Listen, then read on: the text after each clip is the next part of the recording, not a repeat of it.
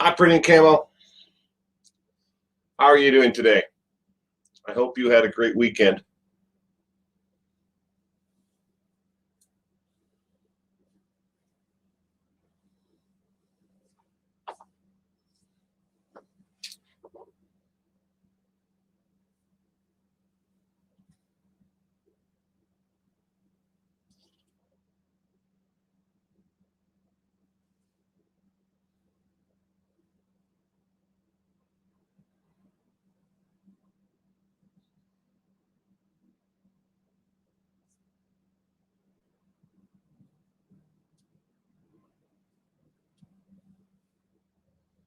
Well, I'm sorry you're on lockdown. Well, hopefully that'll change soon. The county and state where I live at right now, we're not on lockdown, but we're back to stage 2. So because of the positive numbers and hospitalizations keep on going up, they rolled us back from 3 to 2. It doesn't really affect my life because I don't go out and dine much. So, and it hasn't really. There's been a lot of places that have pretty much. There's not places that I go, so it hasn't really affected me that much.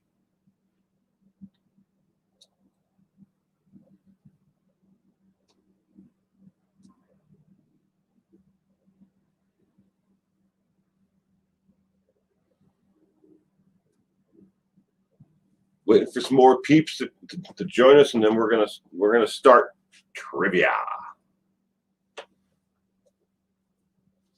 Keep on watching the number. Keeps on going. The number of people in here going from 12 to 9 to 7 to 12. I don't know how much you can actually really count on those numbers. There's Brooks. Hello, Brooks. I don't know about master, but definitely me.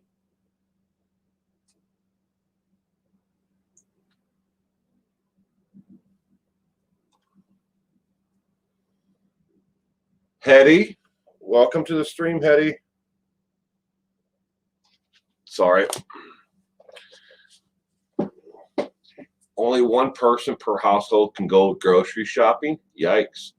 Lori, welcome. Welcome to the stream. We're going to be playing true crime trivia tonight. These are general crime questions relating to, some of them are pop culture, some of them are killers, and others are just crime related or law enforcement related. It's a little bit of everything. Cheryl, welcome to the stream. I hope you both had Lori, Hetty, Brooks, and Cheryl, I hope you all had a great weekend.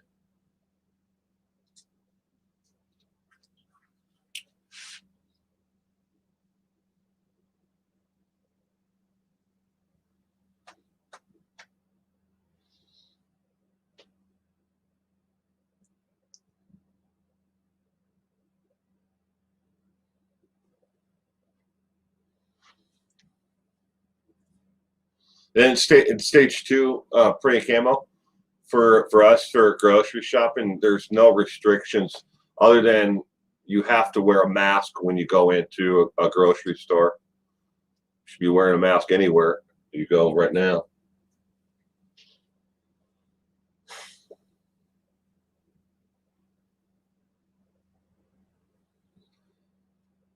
Karen, welcome. Good day. I did, thank you. Hope you did as well. I had a Saturday was a pretty relaxing day. Today I had to pretty much take care of everything around the house. Plus I had quite a few videos and stuff like that I needed to get done. But it was relaxing for the most part. Today's Mother's Day, and happy Mother's Day to all the mothers out there. Here in America, we celebrate Mother's Day today.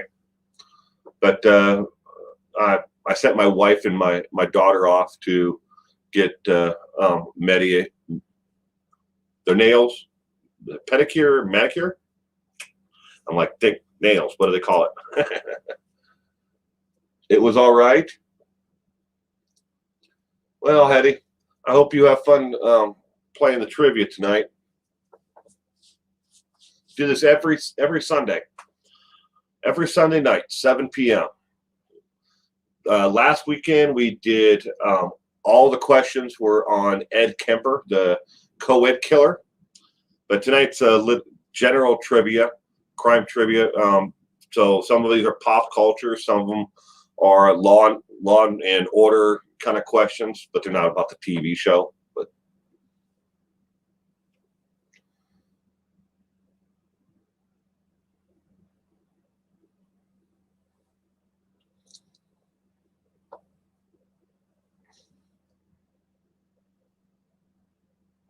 all right, well, let's get started, everyone. So, excuse me. The first question is about the TV show Orange is the New Black.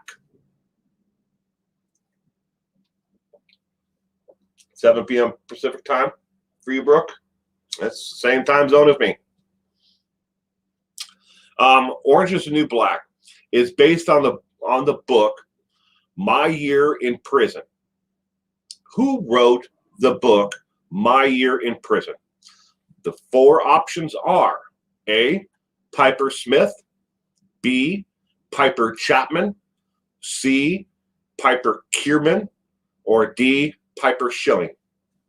Who wrote the book My Year in Prison? A, B, C, or D? In case you've never played trivia with us, every question is multiple choice, and every question has four possible answers. But only one of them is right.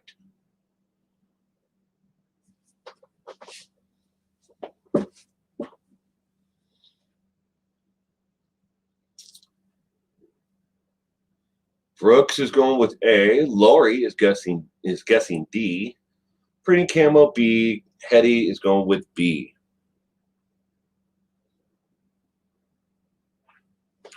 Orange is the New Black is based on the book My Year in Prison. My Year in Prison. A, Piper Smith. B, Piper Chapman. C, Piper Kierman. D, Piper Schilling. Karen Phillips German.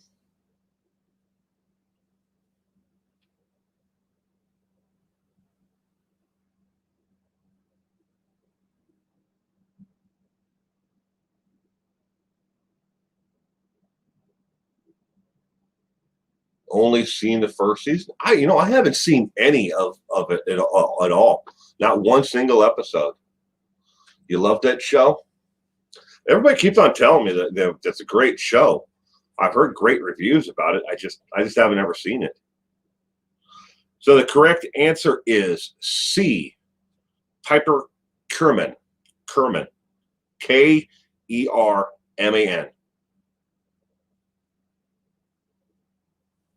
Correct, Karen. All right. Next question. Which of the following is considered the date rape drug? Which of the following is considered a date rape drug? A, Rohypnol. B, ketamine. C, both are. Or D, neither are. Which is considered to be the date rape drug? A, Rohypnol. B, ketamine. C, both are. Or D, neither are. Wentworth is better. IRO, welcome.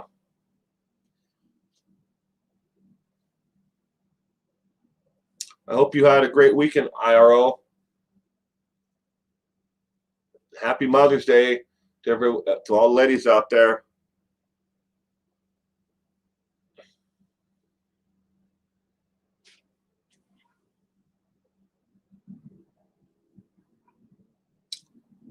Then we have A, C, C, C, A, C, and hello.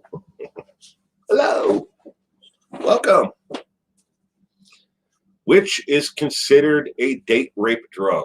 A, Rohypnol, B, ketamine, C, both are, or D, neither are. Hi, Rupal. Just tuned in. I'll read the question really quick and give you a chance to answer, Rupal. Which drug is considered the date rape drug? A, Rohypnol, B, ketamine, C, both are, or D, neither are.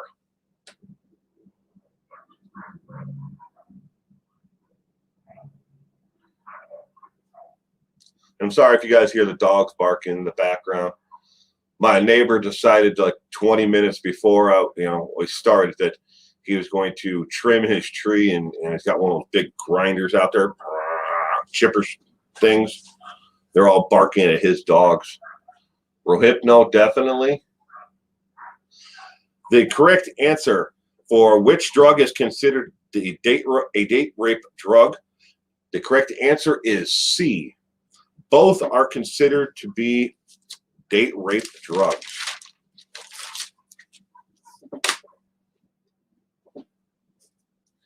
Stephanie, welcome to the stream, Stephanie. I hope you had a great weekend. All right, question number 3. U.S. Supreme Court rule. That's the highest court in the United States, the U.S. Supreme Court. The U.S. Supreme Court ruled what was sorry, I missed part of the actual sentence there. U.S. Supreme Court ruling. What was MAP versus Ohio based on? MAPP versus Ohio. What was the ruling based on? A, unlawful detainment. B, asset forfeiture. C, search and seizure. Or D, cruel and unusual treatment. What was MAP versus Ohio, a court ruling from the United States Supreme Court based on? A, B, C, or D?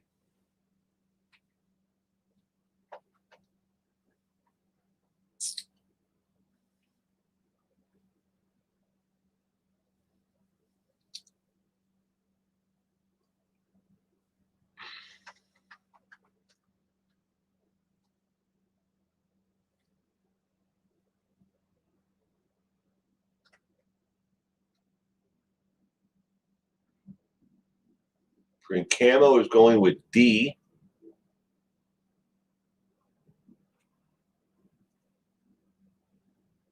D, guessing D. Hetty says C. Say the specifics again, please. Okay, Brooke. The United States Supreme Court ruling, the highest court in the United States of America. What was MAP, M-A-P-P, versus Ohio based on? What was their ruling about in that case? A, unlawful detainment. B, asset forfeiture. C, search and seizure. Or D, cruel and unusual punishment treatment. Inner peace, I will. Welcome, Pretty Camel, Lou, Hetty. Welcome to the stream, Inner Peace. I hope you had a great weekend. Hi, Connie.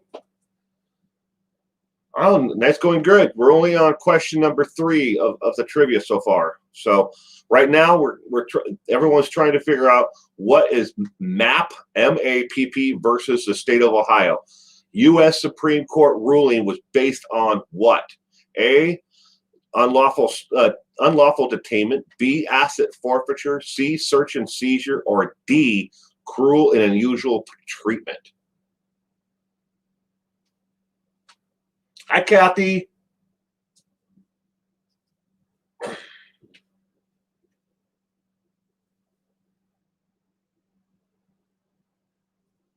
I hope you had a great weekend, Kathy, and happy Mother's Day to all the ladies out there that are just joining us.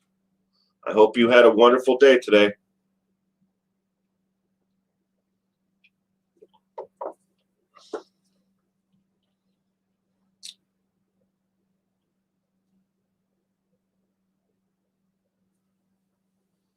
Tony Robinson's Wild West.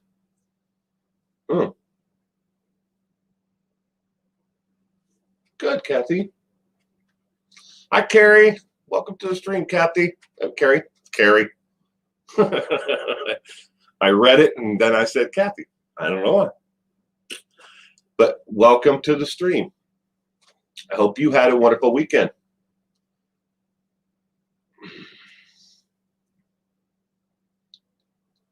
All right. U.S. Supreme Court ruling on the case of Mapp versus Ohio was based on the correct answer is C, search and seizure.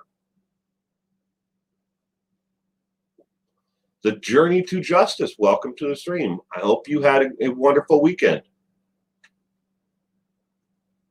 And a happy Mother's Day.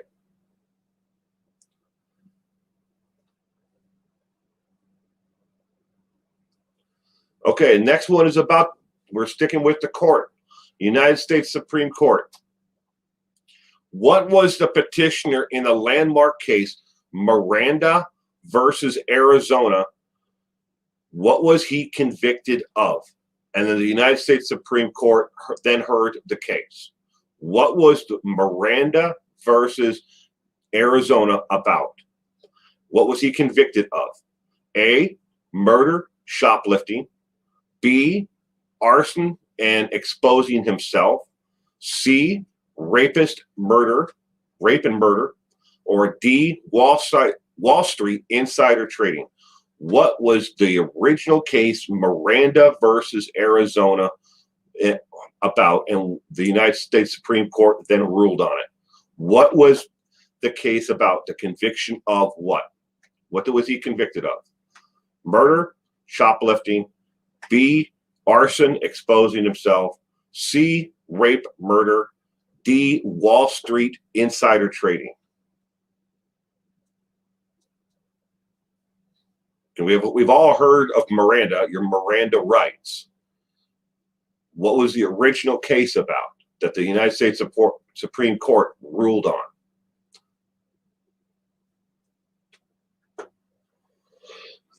And what was he convicted of?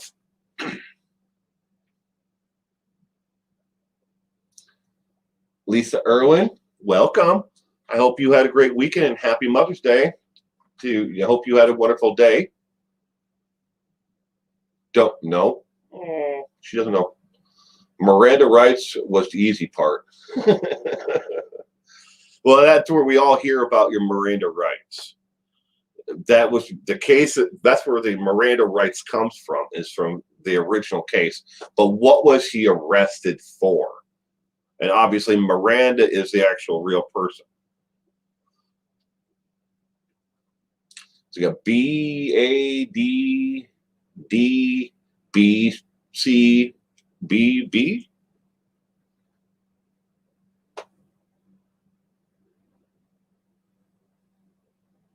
Got a little bit of everything. I think we have all of them covered.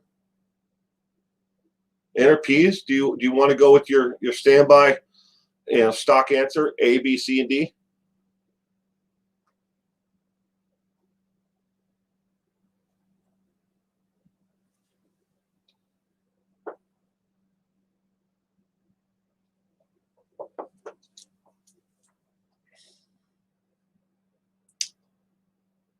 All right. U.S. Supreme Court. What was the petitioner in the landmark case Miranda versus Arizona convicted of? The correct answer, Stephanie is going with Z. What was he convicted of? The original case, Miranda was originally arrested for rape, murder. So the correct answer is C. Little Miss Sunshine, welcome to the stream. I hope you had a wonderful weekend. Happy Mother's Day, Little Miss Sunshine. All right, getting away from the court. Those the only ones on all 30 of them that had to do with the court.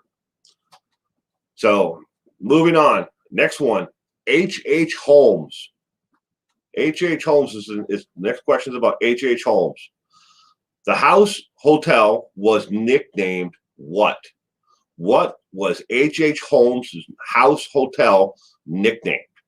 A, the Happy Times Inn. B, the Murder Castle. C, the Bates Motel. Or D, the Dungeon. What was H.H. Holmes' House Hotel nicknamed? A, the Happy Times Inn. B, the Murder Castle. C, the Bates Motel. Or D, the Dungeon.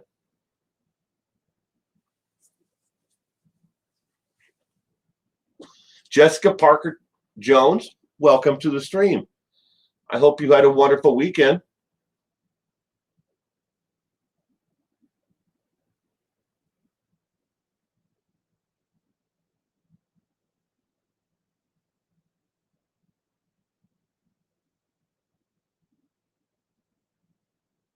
Stephanie Boyle is going with B.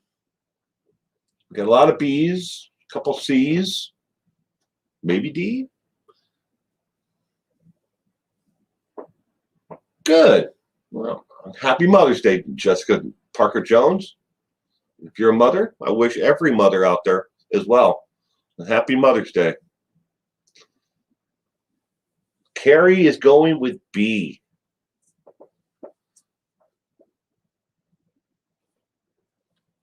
H.H. Holmes' House Hotel was nicknamed what?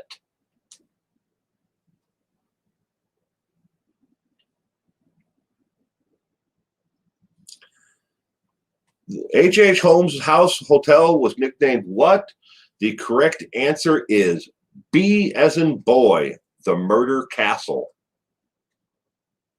Obviously, it's not the Bates Motel. I threw that in there just for fun. That's a whole other, killer, fictional.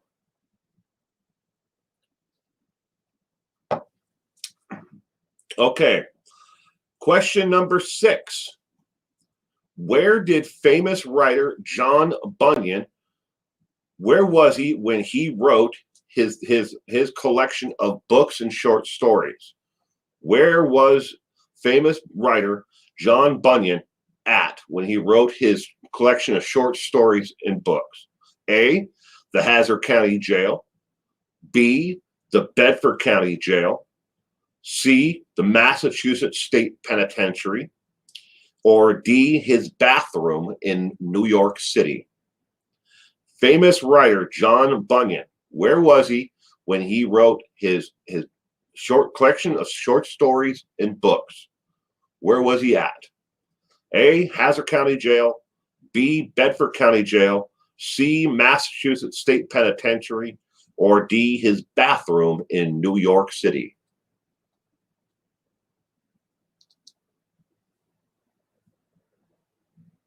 Lisa Irwin, why can't I hear you? I don't know. I got a microphone right here. And I'm sure can everybody else hear me?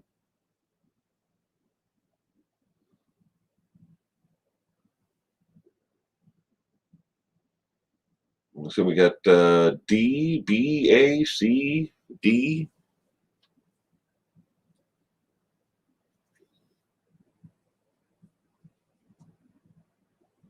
Fixed it with a refresh. Cool. Yeah, I have to use this microphone tonight because my other mic that I normally use that you can't see is usually just below the camera. This one here, it goes on my actual camera itself. That's what actually this connects into the actual camera side. It gave up the farm. It just stopped working. I can't get the camera to recognize it. I plug it in, and it tells me that the mic's not plugged in. I made sure it's all the way in. I don't know what the hell's going on with it. We can hear you. Massachusetts Clink, Ripple says.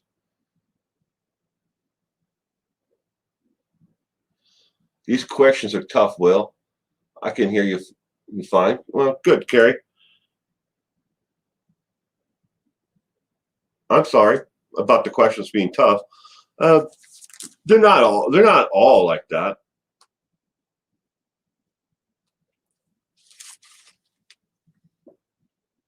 Need to brush up on my crime knowledge. I'll freely admit, if I had to take this test of 30 questions, I probably would have gotten about 15 of them out of 30. But I mean, I don't know all these myself. But where was John Bunyan when he wrote his short stories in novels? He was in the Bedford County Jail. So B is the correct answer for that question.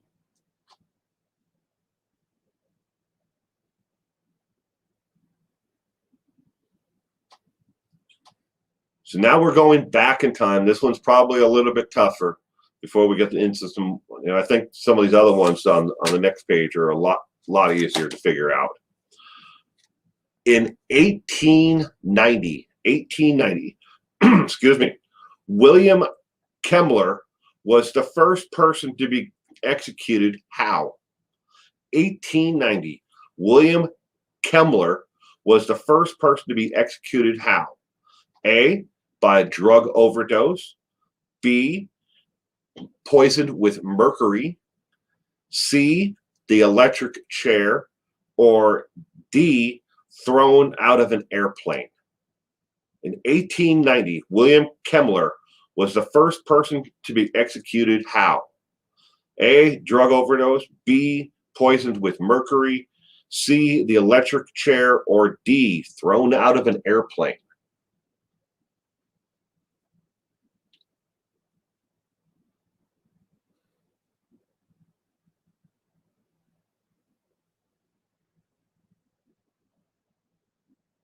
At least you guess good.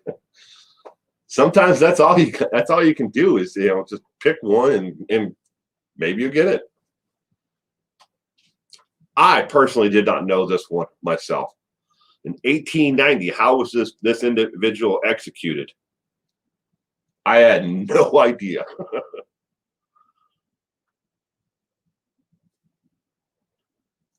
Hi, Rykart.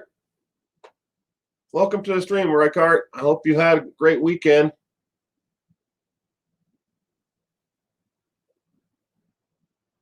I'm nonstop on real crime, and there's still an ocean deep of knowledge of law and crime. We can't all know everything. And like that, this question, I had absolutely no idea how this man was executed. I'd never even heard of him. I looked up the actual case after I wrote these. I write these things down. It's like, I have 30 questions for tonight, and I probably have, see, I got 4. I have 10 more that I for next week or the week after. But I have a total of 60 more on top of these 30, and I have 11 more that I've written down just today. So as these things come up, and when I'm doing research or something strikes a memory, and I'm like, okay, so I'll write it down on a note card and put it aside, and then I'll look up the actual question, and then I write them down here. I didn't know who this guy was, didn't know anything about the case until I wrote this one down.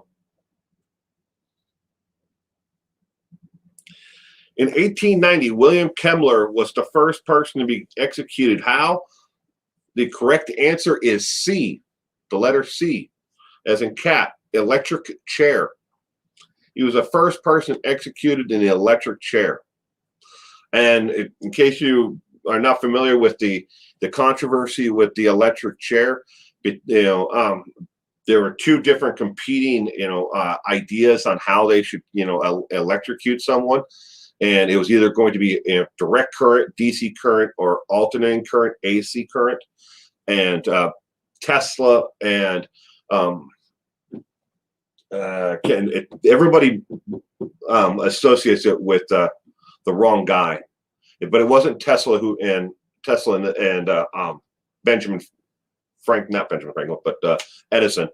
Everybody thinks it's Edison that started the fight with the two of them over direct current and alternating current. It wasn't that. It was Tesla and another individual, but Tesla wanted to use one method, and everybody else wanted to use another method, and so they actually tested the electric chair out on several animals before they actually used it on a human being. But I had no idea until I started reading about it. And you go down that rabbit hole trying to read, find out about who's this person, and then I end up like 3 hours later, I'm reading about the history of the electric chair, and I'm like, okay, I gotta stop this. Okay. So question number 8, old blue laws. First, I need to describe what an old blue law is. An old blue law, when somebody says that's an old blue law, an old blue law is a law that has been on the books for an extraordinary amount of time. Maybe it was written in 1900, and it was only enforced really from 1900 to 1920, for that 20-year period. And it has, and other laws have been written, and they're not enforced. So those old laws, old blue laws, are not enforced anymore for the most part. Some are. So this is an old blue law. Old blue laws are sometimes funny and disturbing. In the state of Maine up there towards the top upper, if you're looking at the United States, the East Coast, all the way up. All right. In the state of Maine, what law is not only an old blue law, but is still on the books, and it was last enforced in the year 2000. So this law was written way back when before the state of Maine, or when the state of Maine got their statehood, and it's been enforced all this time. But the last time it was actually enforced was the year 2000. So I'm just giving you a description of the actual thing here. Okay. A, illegal to own stock, stocks and bonds, stock. B, illegal to shoot your dog. C, illegal to join the United States Army. Or D, illegal to step out of a flying plane. What is an old blue law that has been on the books in the state of Maine, and it was last enforced in the year 2000?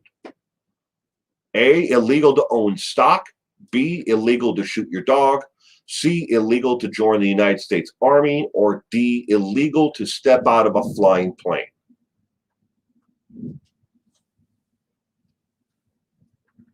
Right, Cart, you're 0 for 7.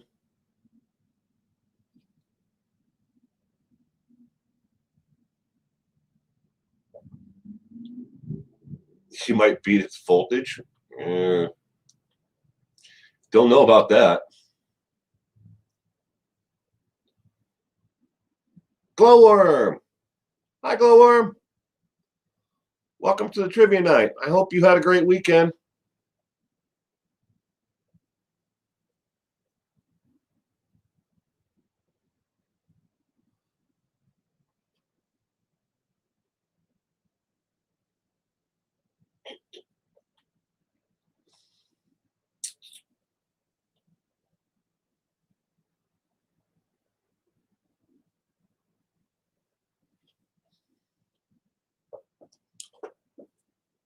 What is the old blue law that is still on the books and was last enforced in the year 2000 in the state of Maine?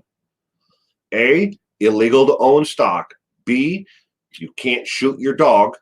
C, illegal to join the United States Army. Or D, illegal to step out of a flying plane.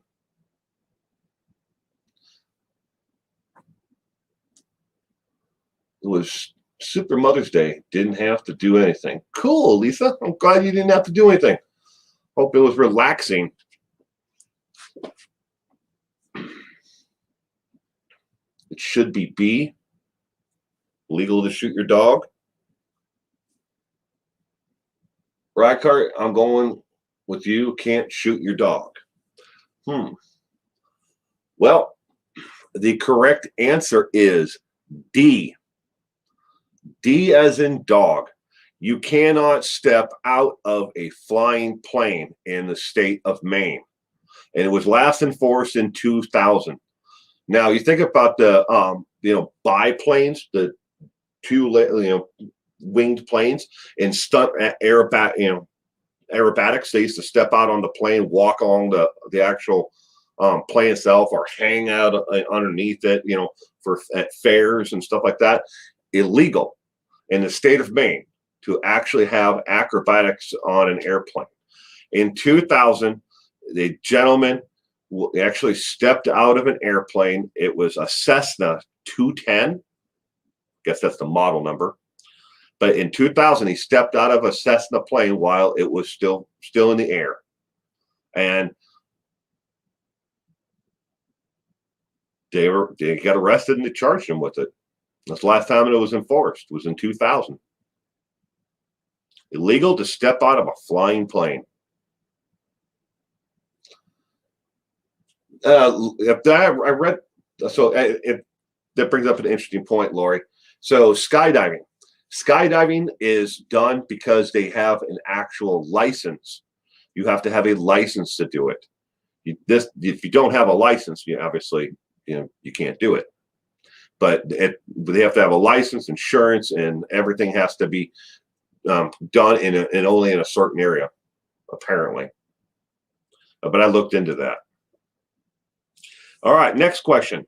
Who was the last living person to have their likeness on a U.S. postage stamp? Who was the last living person to have their likeness on a U.S. postage stamp? Now, when I preface this with a stamp that is released by the federal government, because we all know you can go to certain websites like stamps.com and you can put your own face on an actual stamp. But these are stamps released by the United States government. Who was the last living person to have their likeness on a postage stamp? A, Jimi Hendrix. B, no one. It's illegal to have a living person on a postage stamp. C, Rush Limbaugh. Or D, Martha Washington. Who was the last living person to have their likeness on a U.S. postage stamp? Britney Spears? I would think that she'd be on there, but she wasn't. Glowworm?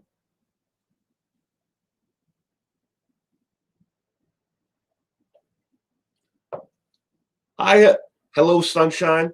Welcome to the stream. I hope you had a wonderful weekend. Stardust, welcome. Hope I didn't miss anybody else.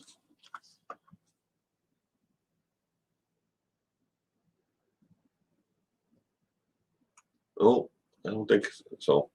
Well, either way, I hope you both had a great weekend and happy Mother's Day. Again, to any other mothers out there, because obviously it says there's 30 people here on my screen, but we don't have 30 people playing apparently. But either way, still wish everybody a happy Mother's Day.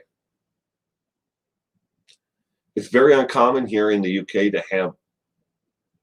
to have known faces. Who was the last living person to have their likeness on a U.S. postage stamp that was issued by the United States government? A, Jimi Hendrix. B, no one. It's illegal to have a living person on a postage stamp.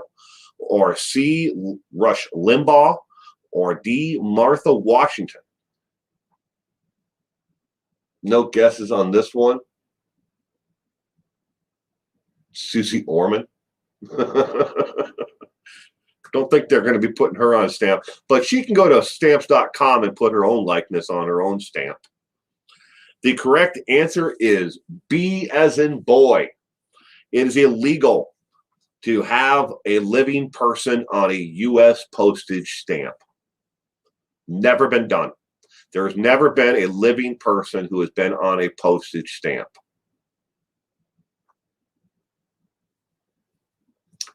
I'd guess Jimi Hendrix too. But oddly, Jimi Hendrix has never been issued a stamp. Well, that I should preface that also. There's a collection of stamps that were not issued by the United States Treasury, that were issued by the Rock and Roll Hall of Fame. Sorry, drawing a blank there for a second.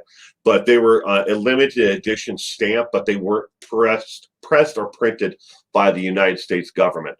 Where they give out licensing now to companies like stamps.com, where they can buy a license and they can produce a stamp and then print them. Then you can have the Country Hall, Music Hall of Fame, the Grand Ole Opry. There's all kinds of collectible stamps out there. You can buy sheets of them. But Hendrix is on the Rock and Roll Hall of Fame collection, but not one that was issued by the United States government. So they don't stamp their face on it or make it with a postmark. So they don't stamp their face or mark it with postmark. I don't know what the actual reason is. I just know that it's a law that no living person can have a U.S. postage stamp issued by the federal government.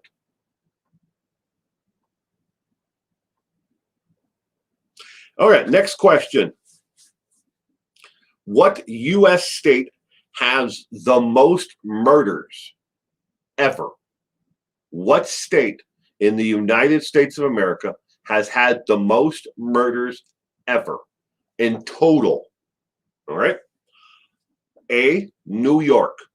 B, California. C, Texas. Or D, Ohio.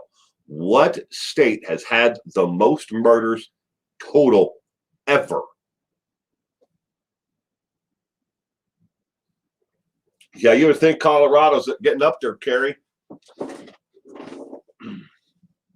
I have a picture of an Elvis stamp. Yeah. They've issued some stamps that I always wanted to get the they had a civil rights collection of stamps. I mean, I don't collect stamps, but I always thought it would have been cool to get the, like the civil rights leaders, stamps. But they've issued stamps for certain individuals, famous throughout history. Ohio, Colorado. Options are: which state has the most murders ever? A, New York. B, California. C, Texas. Or D, Ohio. Not Ohio. If so, I would move. LOL. and you don't want to mess around in Texas, man. I mean, this is not the question, but Texas has got the highest number of executions. Everything's bigger in Texas. Don't mess with Texas. Which state has had the most murders ever?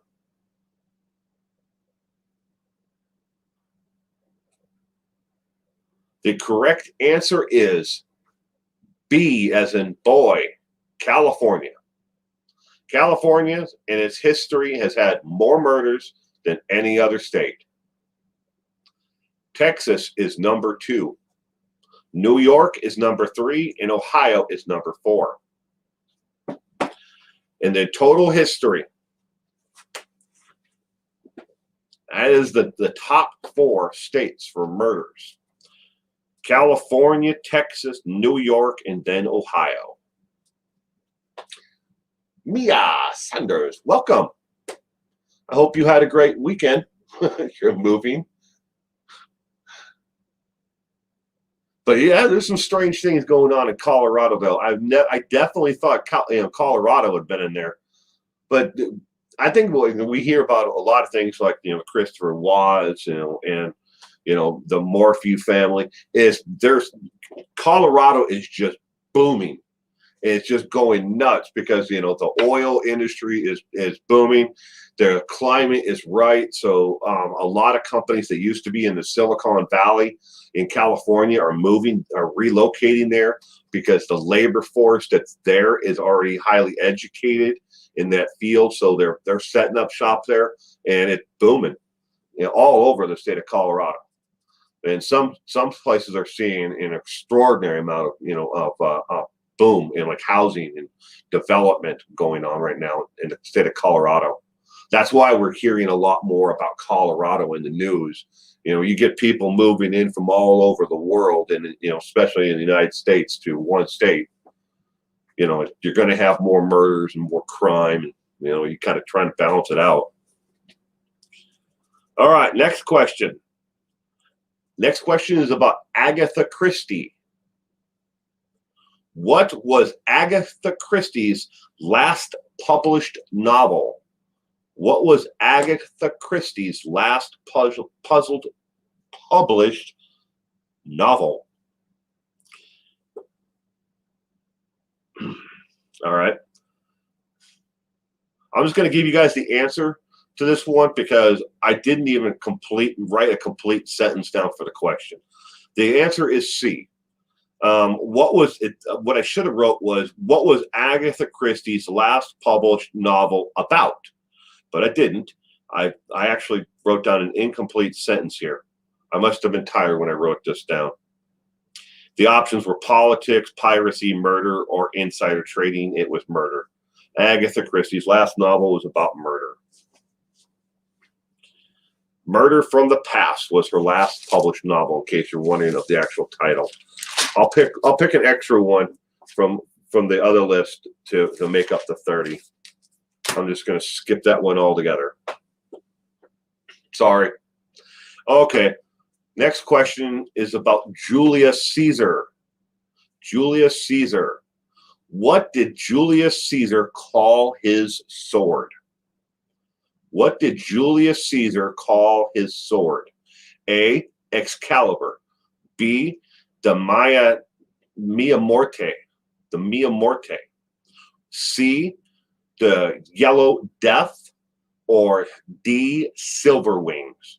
What did Julius Caesar call his sword?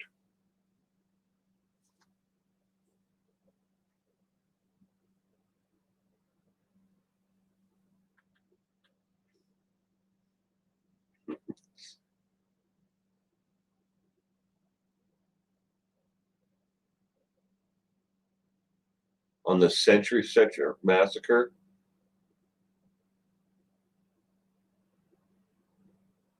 Hi, Lee. Welcome to the stream. I hope you had a wonderful weekend. Jeannie. Hi, Jeannie. Welcome to the stream.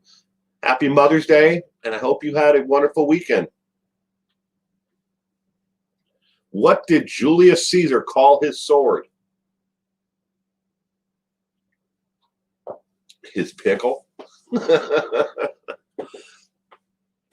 Excalibur, A, Excalibur, B, Mia Morte, C, the Yellow Death, or D, Silver Wings. What did Julius Caesar call his sword?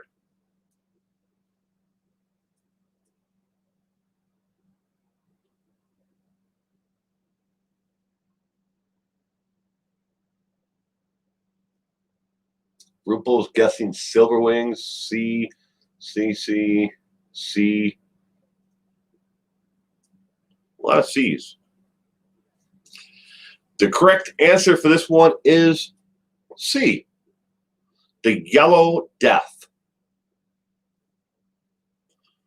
Julius Caesar called his sword the Yellow Death. All right, number 13.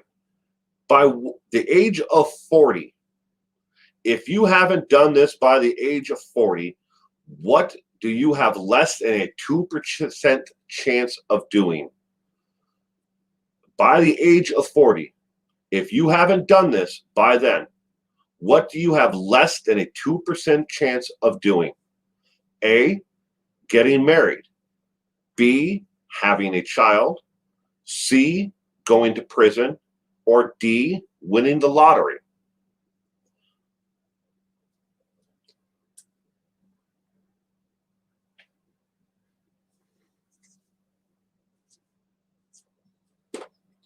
Having a child, A, B.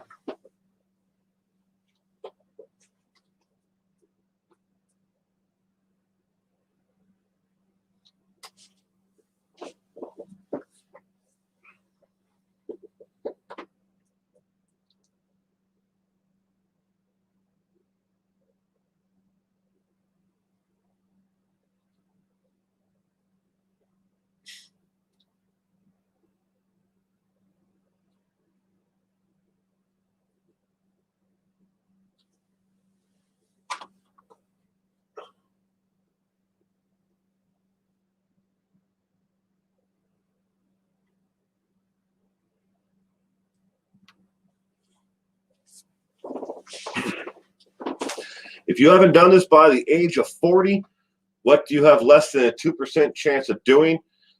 I would have accepted one of two, because it's kind of misleading in the fact that C and D are both technically correct. The correct answer is, if you haven't done this by the age of 40, you have less than a 2% chance of winning the lottery. If you haven't done this by the age of 40, you technically do not. The chances are, going to prison. So either C or D would. I'm going to have to accept as a correct answer, because even though it says 40 in the age group, you have less than a 2% chance of winning the lottery. It doesn't matter what age you are. So, that technically would have been the correct answer, and so is C. But I noted that down here. I'm like, that's kind of misleading. Winning the lottery, a less than 2% chance. You have less than a 2% chance to win the lottery. But the answer that they gave was going to prison. So if you said either C or D, I'm going to give you credit on that one. You got it correct. Who wants to get married after 40? Some people do, Lori. You never know when love's going to find you. Never know. Sometimes when you're least expecting it, and for those people who are out there that are still single, you haven't found the right person yet in your life. You never know. You never know when love's going to find you. Sometimes it could be right there, in your office, or it could be at the gym, it could be at church. You never know where it's going to hit you. It's going to be that instant spark that you're going to feel. You never know. All right, next question. From 1880 to 1949, what was illegal to serve to anyone who was a homosexual in the state of California? Yes, this is an actual law that was illegal. From 1880 to 1949, what was illegal to serve anyone who was a homosexual in the state of California? A, hot food. B, alcohol. C, fresh fruit. Or D, rotten vegetables. From 1880 to 1949. After the Watts case, no woman wants to get married. I'm going to a wedding in a month. Next month. I think it's the 20th. I think that's the Sunday, right? Father's Day. They're getting married on Father's Day. I think that's Sunday.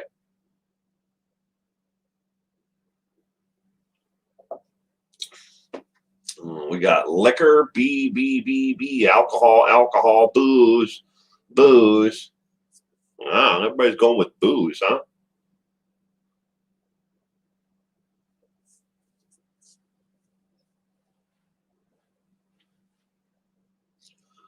Tell her about Christopher Watts. She'll run out the door.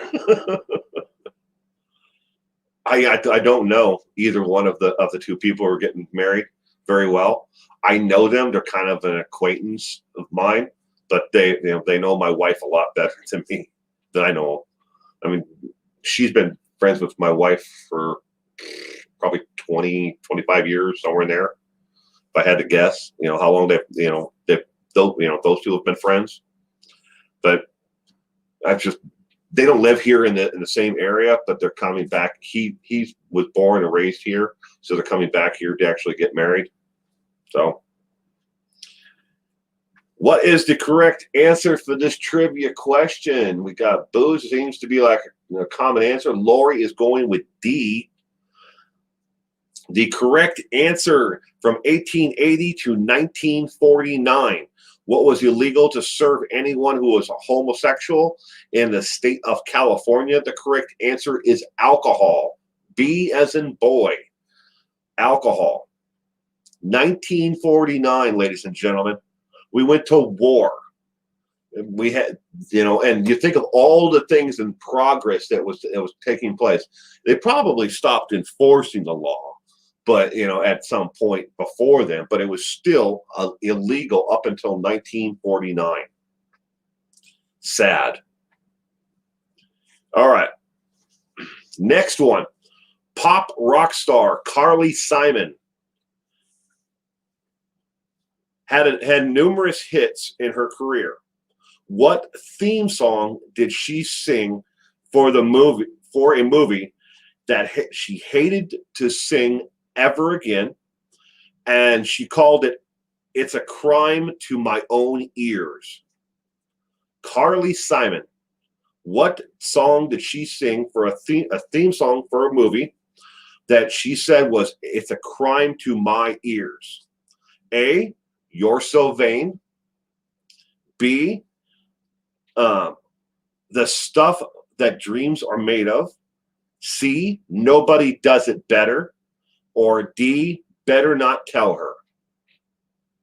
What song did Carly Simons describe as "It's a crime to my ears" and refused to sing it again?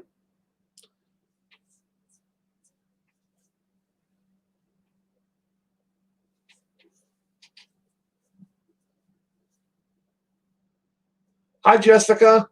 Welcome to the stream. I hope you had a wonderful weekend. Happy Mother's Day.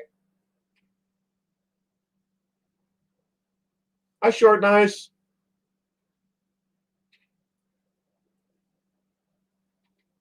Welcome to the stream, Short Nice. Happy Mother's Day. Was it 007 movie? I don't remember what the name of the movie is. Well, no, I have it written down here. Lori, I can't give you the name of the movie right now because it'll give away the answer. But Carly Simon wrote numerous hits in her career. What song did she sing for a theme song for a movie that she said was "It's a crime to my own ears"? End quote. A, You're So Vain. B, The Stuff Dreams Are Made Of. C, Nobody Does It Better. Or D, Better Not Tell Her.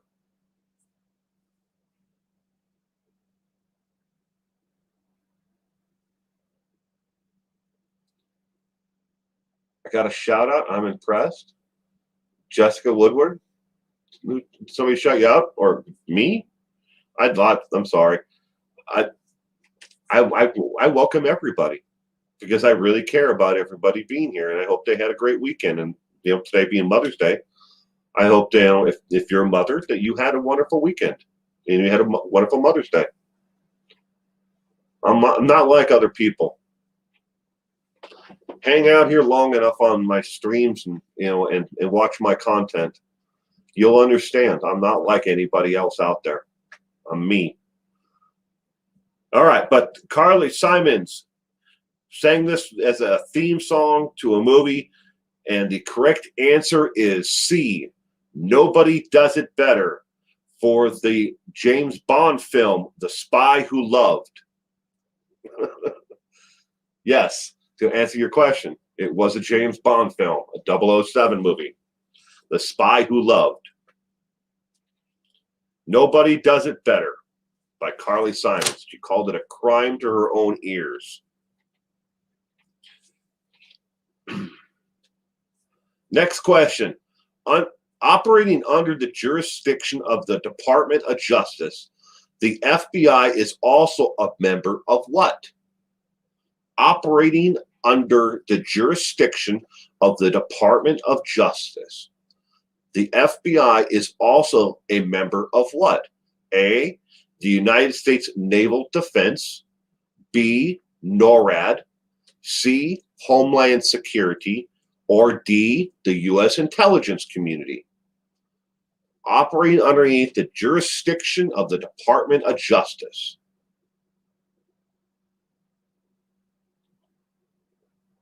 Nobody does it better. Does she? Does Judy Ron's wife look like Carly Simon? I don't know about everybody else, but man, every time I think of Carly Simons, I always hear that song. You know, You're So Vain. And then the controversy behind the song, you know, and everybody else. Who was she singing the song about? You know.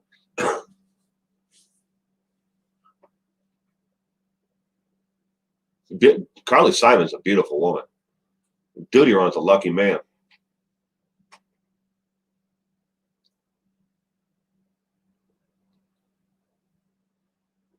Operating under the jurisdiction of the Department of Justice, the FBI is also a member of what? A, the United States Naval Defense, B, NORAD, C, Homeland Security, or D, the U.S. intelligence community.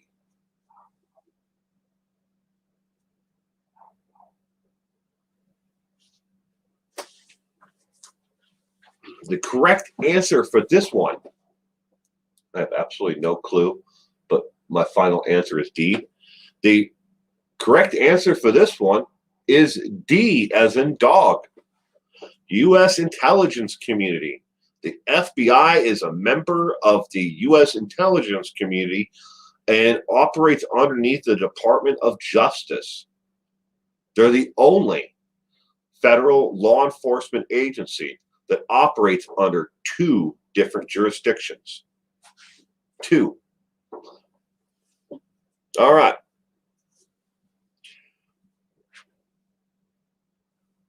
Oh my God, I'm a winner. Yay!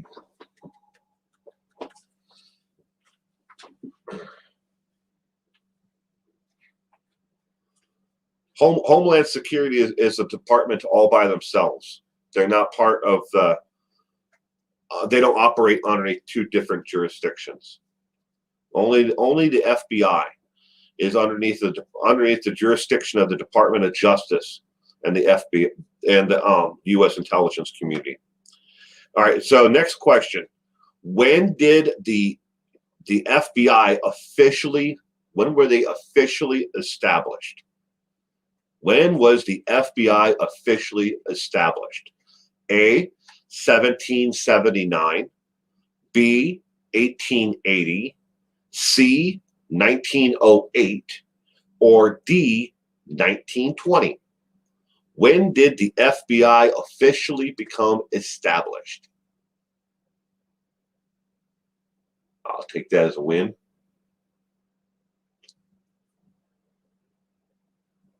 That gnome keeps waving at me.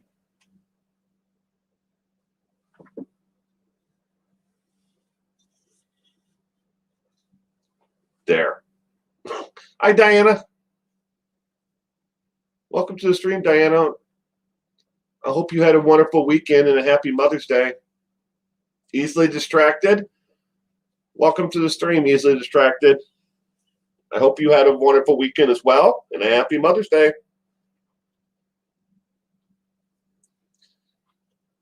Got a lot of D's, A's, got some B. There's the inner P's. That's the inner P's we know. A, B, C, and D. Because you know what? If you guess A, B, C, and D, you're going to get it right.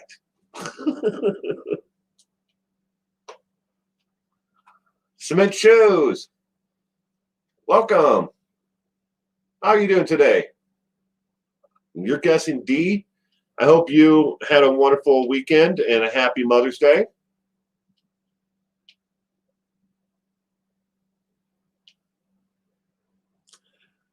When did the FBI officially become established?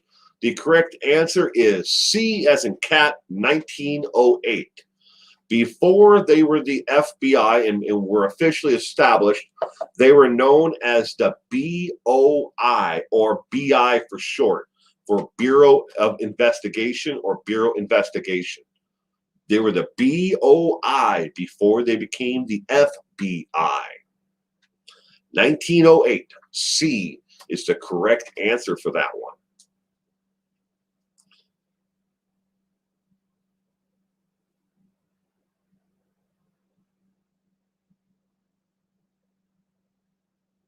Right cards coming up. Got 4 out of 12. How tall are you? Me? I'm 6 foot.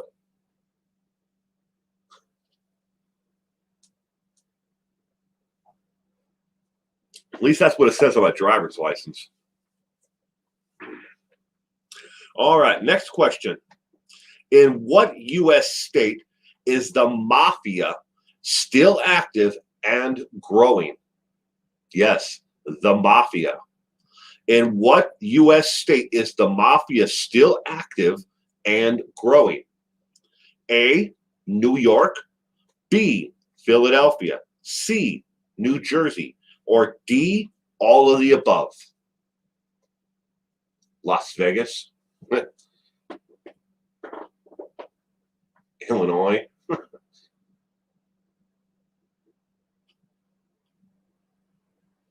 Do I paint? I used to. I used to paint, but not anymore.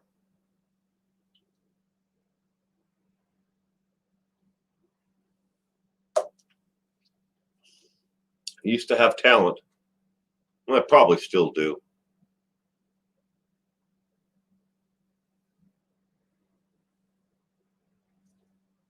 D, New York, D. My dad called them the fart-blowing institution. In what U.S. state is the mafia still active and growing? The correct answer is D, as in dog, all of the above. New York, Philadelphia, and New Jersey. The mafia is still active and growing in all three of those places: New York, Philadelphia, and New Jersey. Next question. Talent is subjective. Yeah.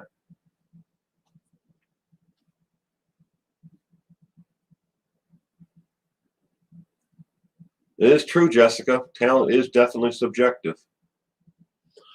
All right. Next one. Neither the Sicilian or the Italian mob ever used the term blank to describe what they do.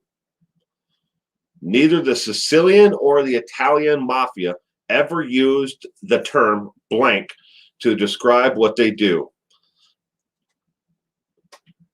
A, describe territory.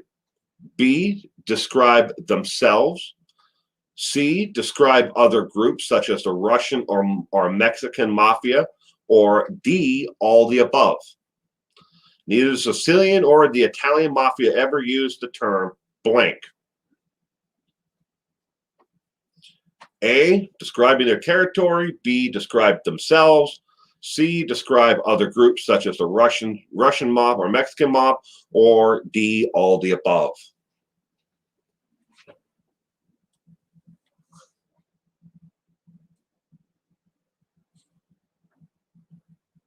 Okay, I'm turning the camera off, but I'm still here, and I can still see you, and I can still read your comments. I am still here. I have not gone anywhere. P's bad. Crime. D.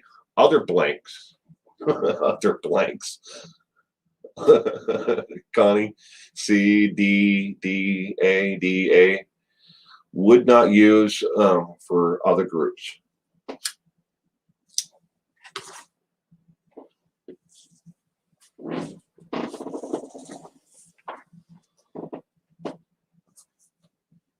Neither the Sicilian or Italian mafia ever used the term blank to A, describe the territory, B, describe itself, C, describe other groups such as the Russian mob or Mexican mafia, or all the above?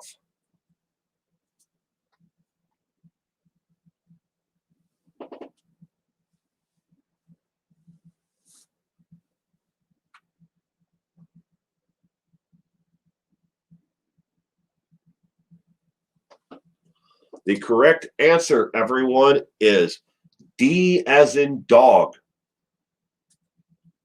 Describe any of the above. D is all the above. There, if you, depending upon who you actually read, and study, like the FBI, in particular, because the FBI was, very important in taking down the mafia. The mafia refused to call themselves the actual mafia. They refer to themselves as La Costa Nostra or something like that, meaning the family. They don't call themselves the mafia. They don't refer to others as the mafia either. Hi, Duct Tape Bandit. Welcome. 420 is what's happening. 420.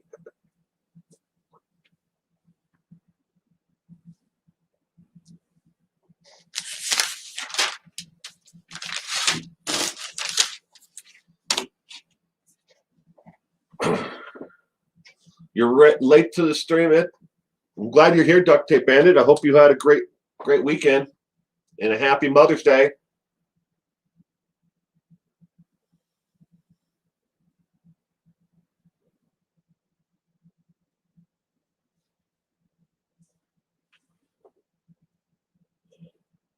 Rich S asks, what is the infatuation of women wanting to marry guys on death row? I can answer that for you, Rich. So basically, and this is, I'm actually going to tell you what it says in the textbook that is sitting underneath my camera right now. Abnormal Psychology textbook, 7th edition by Worth. Comer Worth is the actual author of this textbook. Why are women infatuated with men who are on death row? It's because it's safe. It's safe to be with them. Most of these women were either abused, neglected at some point in their lives, and it's safe because they always know where that person is and what that person is doing. They also feel safe because they know that person cannot hurt them. That is the answer in a nutshell from the psychology side of it.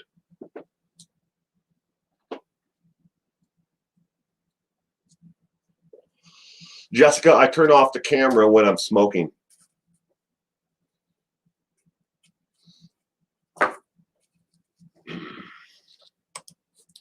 It's a trigger for people who have quit smoking, and it up until just recently, YouTube didn't allow it technically by their own standards and rules.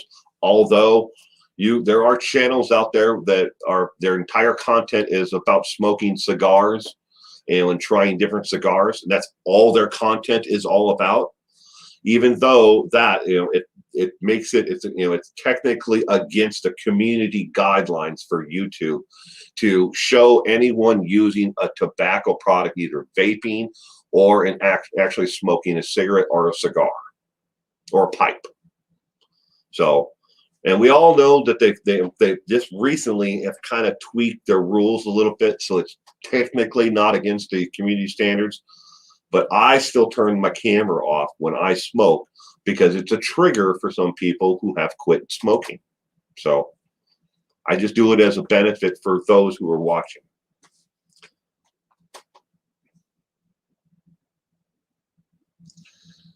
They are to some point, but people leave YouTube for all kinds of reasons. I mean, I know a lot of really big YouTubers, who have left because they're tired of playing the YouTube game. but they'll eventually, they're going to go to move somewhere else. Like, Joe Rogan moved to Spotify. He's still putting some content on YouTube, but majority of his content is on Spotify now. And I know of a couple other YouTubers, besides him, that have moved to other platforms. But each platform has its pluses and minuses. The major plus for YouTube is that you're never going to find another site out there that has the traffic, just the sheer number of people who can possibly watch your content and get your content in front of them to watch if they decide to. So, all right, next question. In a court of law in the country of Turkey, what does it mean if a judge breaks a pencil before reading your verdict?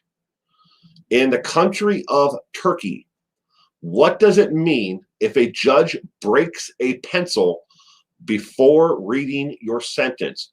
A, you're not guilty. B, death sentence. C, you're guilty of lesser charges. Or D, the trial and court proceedings must start over. In the country of Turkey, what does it mean if the judge breaks a pencil before reading your sentence? You're married? Me? Yeah. I've been married. I'm married, 25 years? Almost 26? Me and my wife do a podcast that's on here on YouTube called the Taco Podcast. Taco Podcast, like tacos, like you eat tacos.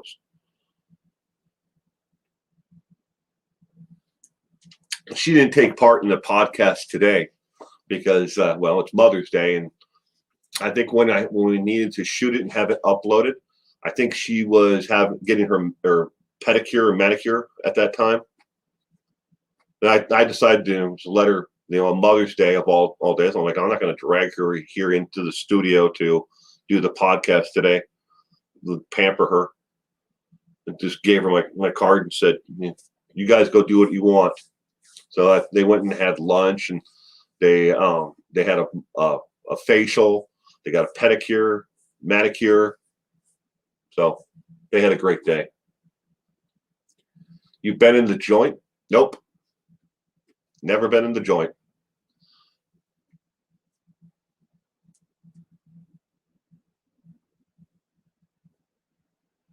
Carson C. Welcome to the stream, Carson. I hope you had a wonderful weekend, Carson.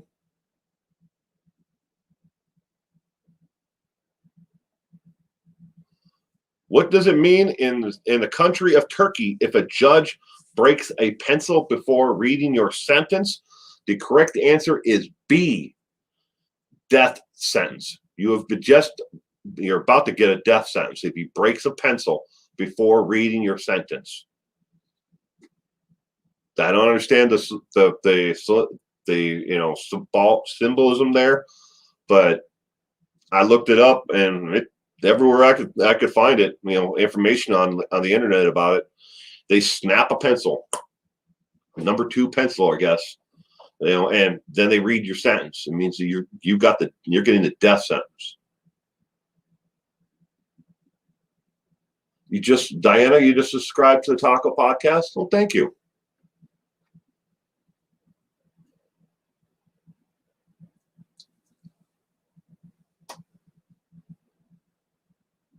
Did you watch the movie Midnight Express? Very scary, dealing with other countries in Turkey. No, I've never seen that, Rich. I don't watch a lot of TV though. If you see that pencil break, you're screwed. You don't have to wait for them to finish reading it. Yeah, pretty much. All right, next question. What is the legal term literally mean under penalty? What does under penalty mean? A, La Costa Nostra, B, habeas corpus, C, subpoena, or D, red wine. Under penalty. What does under penalty mean in a legal term? So what is under penalty? La Costa Nostra, habeas corpus, subpoena, or red wine?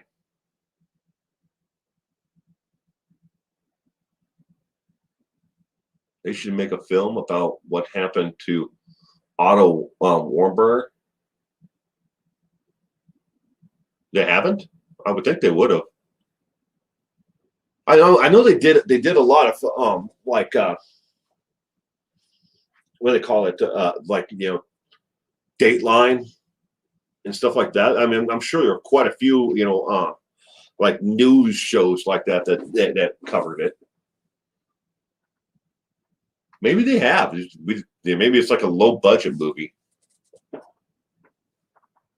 Now that Cement Shoes is here, I can get all the right answers.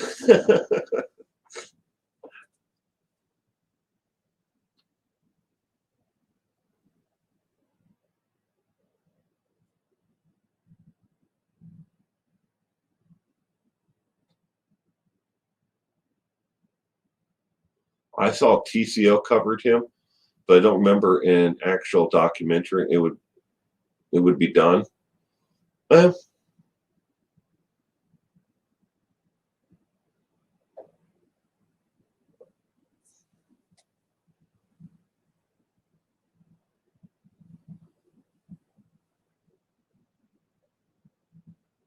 He deserves to get flogged again, or whatever they did to him. People are just idiots. Did they ever catch the YouTuber that jumped into the backyard of the West backyard? Orrin and Orson West, the two missing California boys. Did they ever catch that YouTuber that jumped into the backyard?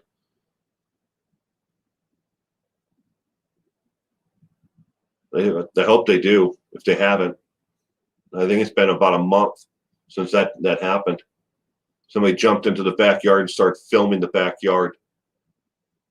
A completely stupid idea. You don't think so? Rich, am I pro death penalty? It's a good question, Rich.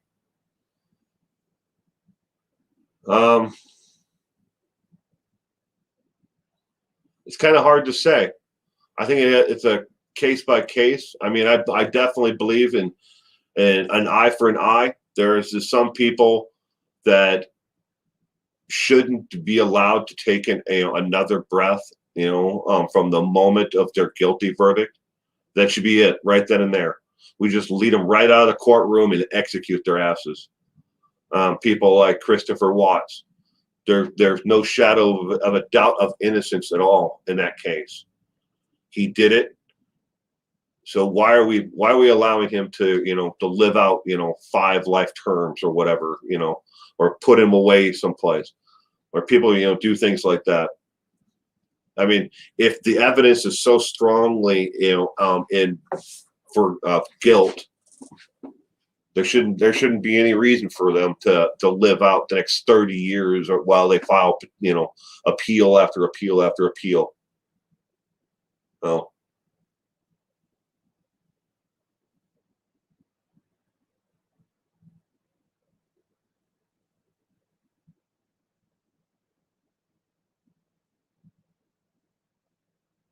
No, Ginny.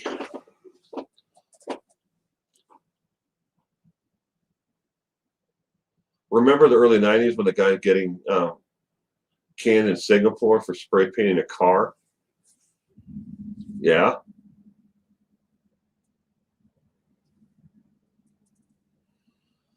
Yeah, she definitely didn't want them to execute him, but The state of Colorado doesn't have the governor at the, I don't know if it's the same governor, but had put a moratorium in place. But anyways, the correct answer to this last trivia question was C, subpoena. Subpoena means under penalty.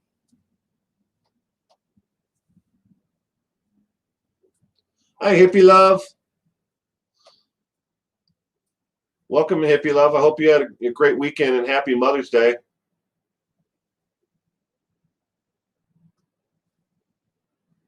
You think they wait too long for the death penalty? You know, I want to say that I'm 100%, yep, give them the death penalty. But at the same time, I know from just my research and that we have had right around 300 people who have been released from death row because they were exonerated because of DNA evidence or other evidence on top of DNA proved that they weren't the person who actually committed the murders. I mean, we've had 300 people that we have been released from death row. So it's kind of like, we want to say, fry them, just fry them all. They've convicted of a heinous crime like that. They fry them all. But at the same time, I mean, do you want that on your hands that you executed 300 innocent people? So that's kind of like, I always go back and forth on it. All right, next question. In the UK, in the United Kingdom, whose residency has a courtroom and 11 prison cells? In the UK, whose residency has a courtroom and 11 prison cells? The options are A, the town crier, home in Wiltshire; B, the Queen's England home, Buckingham Palace; C, the Wentworth Magistrate; or D, the Lord Mayor, London Mansion House. In the UK, whose residency has a courtroom and 11 prison cells?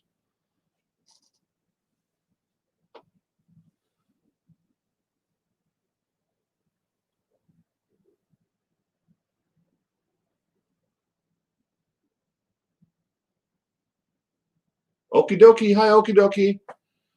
Spent all day in the hospital with my husband and went to get a pacemaker, and he's staying for open heart surgery tomorrow morning. Oh, I'm sorry, okie dokie. I'll pray for your husband tonight. I'm sorry about that.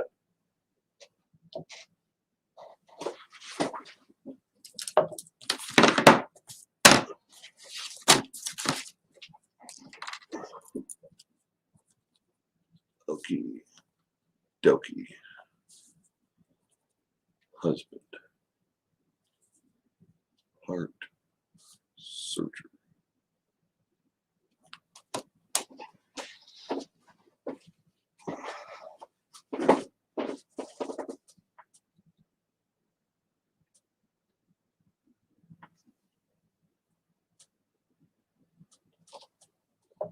In the UK, whose residency has a courtroom and 11 prison cells? The town crier, home in Wiltshire; B, the Queen of England's home in Buckingham Palace; C, the Wentworth Magistrate; or D, the Lord Mayor, London Mansion House. The correct answer is D as in dog. The Lord Mayor, London Mansion House has 11 prison cells and a full courtroom.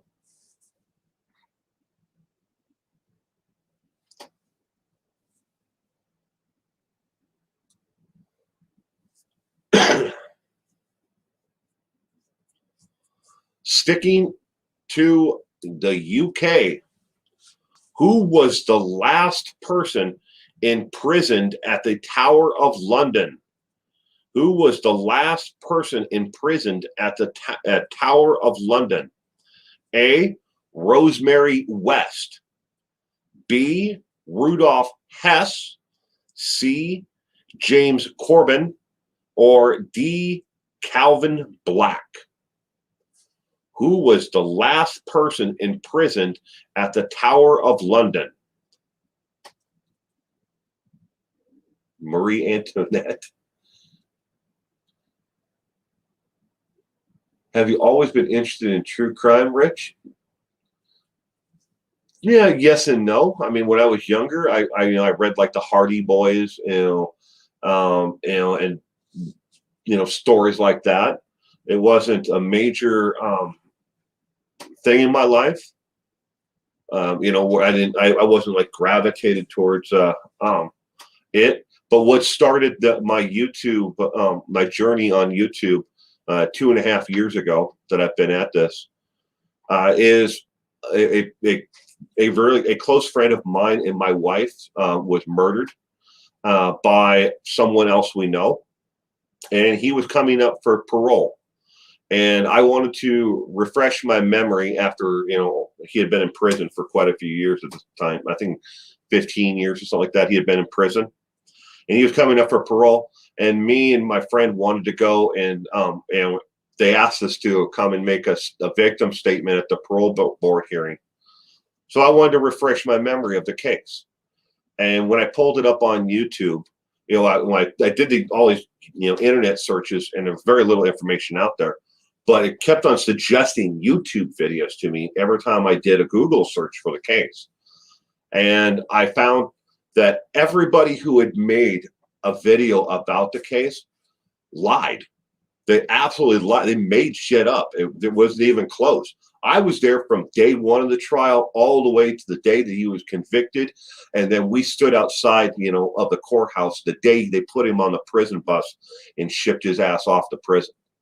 I was there for it all. And the things that these people made up in videos it was just disgusting lies.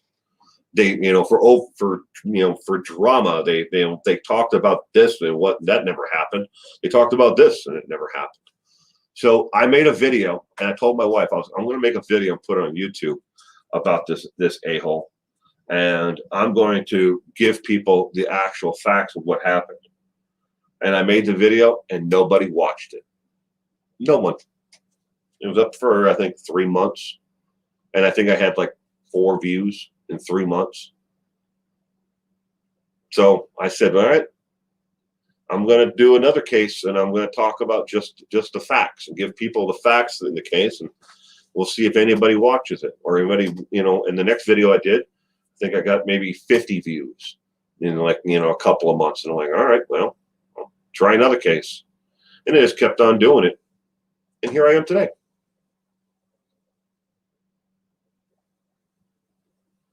So who was the last person that was imprisoned in the Tower of London? The correct answer is B. Rudolf Hess was the last person imprisoned in the Tower of London.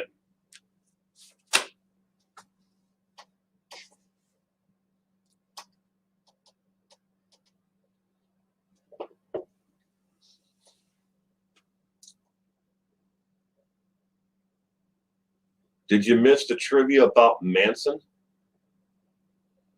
I haven't had any questions about Marilyn Manson or anybody tonight, or Charles Manson. Not yet. There might be 1 or 2 of them on here. We're not done yet. I don't know if they're on here. I have so many of these written down. I don't know if they're actually in this 30 or the next 30 or the next 30. So, sorry. I started watching in 2018 or 19. Is that video still up? Cement Shoes? Nope. I took it down. I deleted it. It was up for a year. In a year, I mean, some of the earlier videos that I did got absolutely no traction at all. It's sad. Because I really poured my my heart and soul into some of those earlier videos, and they were really terribly made. I didn't know what I was doing. I still don't really know what I'm doing. All right, next question.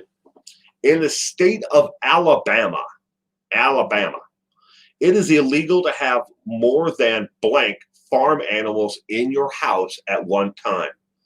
In the state of Alabama, it is illegal to have more than blank farm animals in your house at the same time. A, 10, B, 3, C, 6, or D, 15. In the state of Alabama, it's illegal to have more than blank number of farm animals in your house at one time.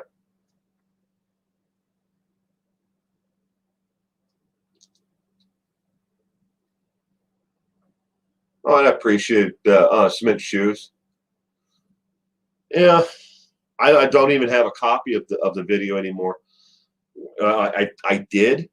It was on a laptop that my son destroyed, and I mean, when I say destroyed, he destroyed it, broke the screen off the laptop, and then poured water all over it. No, he threw it. He threw it in a pool, like a kiddie pool full of water.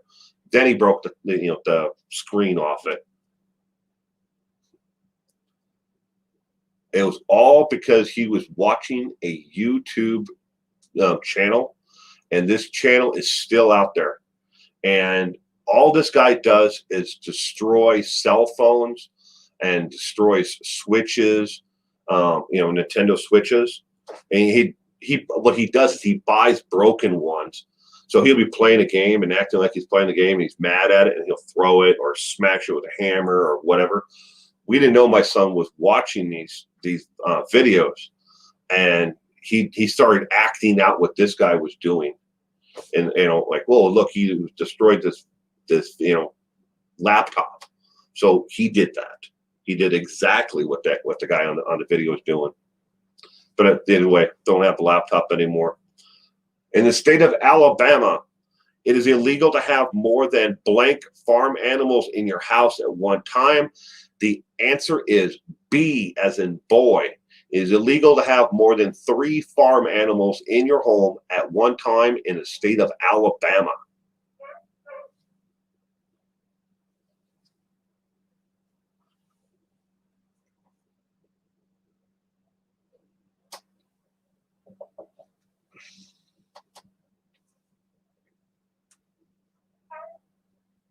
Correct guess there, Cement Shoes.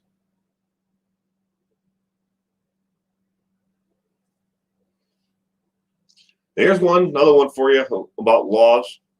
In New York City, it is illegal to pawn what for any reason? This law was last amended in 1983. In New York City, it is illegal to pawn what for any reason? A, U.S. flag. B, a Union officer's uniform. C, a bomb-making plans. Or D, the skeleton of any animal. What is illegal in New York City to pawn for any reason? You cannot pawn this item at a pawn shop.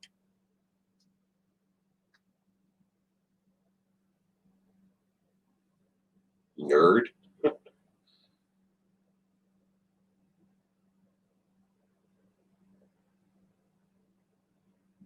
Well, thank you, Rich. I appreciate it. I do my best. It's all I can really do is do my best, and and mistakes happen, but it's the way I live my life. Chris Christie, you can't pawn Chris Christie. What are the choices? And I'll read it all again, the question and the options for you. In New York City, it is illegal to pawn what for any reason? This law was last amended and updated in 1983. The options are A, a U.S. flag. B, a Union officer's uniform. C, bomb-making plans. Or D, the skeleton of any animal. In New York City, you cannot pawn this item. What item is it? Yellow lemons. Hi, Yellow Lemons. welcome to the stream. I hope you had a wonderful weekend and a happy Mother's Day. Thank you, Okie dokie. I will definitely be sending it off for Color the Spectrum. I really appreciate it.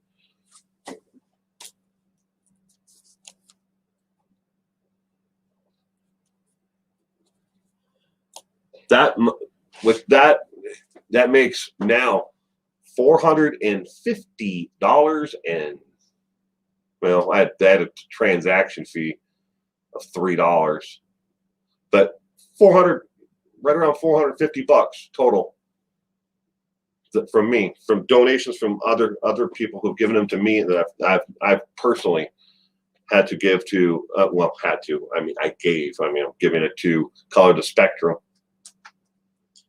What is illegal to pawn in New York City for any reason? The correct answer is A. You cannot pawn a U.S. flag in New York City for any reason at all. And this law was last updated and amended in 1983. You can pawn just about anything in New York City, but you can't pawn a United States of America flag.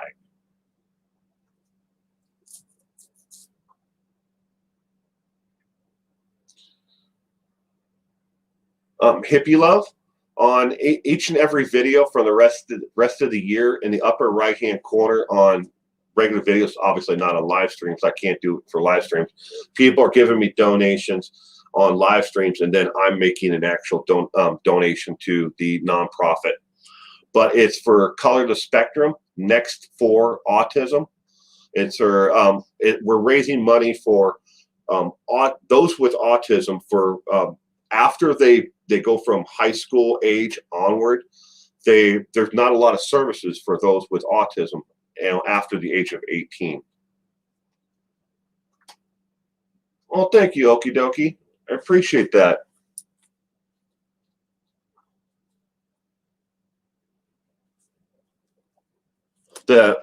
I first became aware of the Color the Spectrum from Mark Rober, the YouTuber, and the first thing that I learned from Mark Rober was his son had autism. I saw the video about his son, and in a lot of ways, Mark Rober's son is a lot like mine.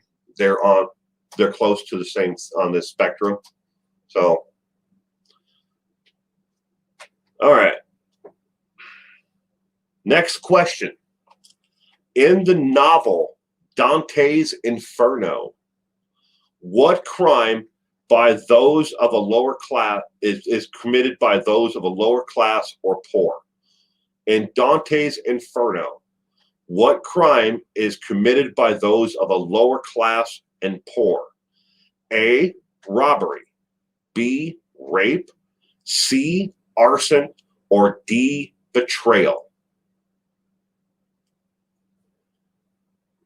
In Dante's Inferno, what crime is committed by those of a lower class and poor? Robbery, rape, arson, or betrayal?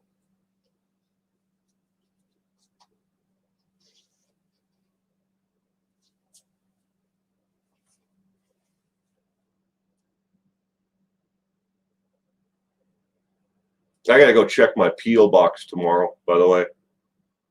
I his son's letter might be there. Then on the fundraiser that you can watch it on YouTube, we raised $3,250,000 that night, and we're still raising money right now. But who wasn't on that special that night? There's a lot of comedians, internet, personalities. From like Casey Neistat was on there. Mr. Beast was on there. Like really big YouTubers. Late night talk, hosts of different shows. Jimmy Kimmel was on there. Fallon, Conan O'Brien. There are a lot of really famous people who were on the fundraiser that night. How old is his son? Mark's son? I want to say he's 9, but I might be wrong. Shouldn't matter the age. No. Autism is not cured. You can't just take a vitamin and get rid of it. But Dante's Inferno, what crime is caused by those of the lower class or poor? The correct answer is D as in dog, betrayal.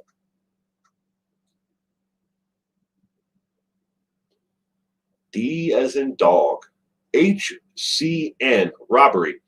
Well, welcome to the stream, HCN. I hope you had a wonderful weekend and happy Mother's Day.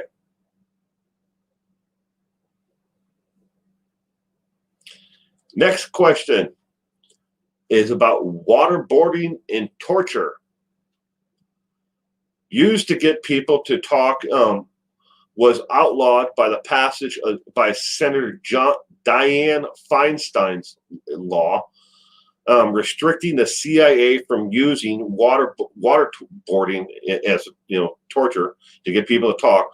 What did U.S. President Bush do as soon as the Dianne Feinstein law was passed? What did he do? What did Bush do?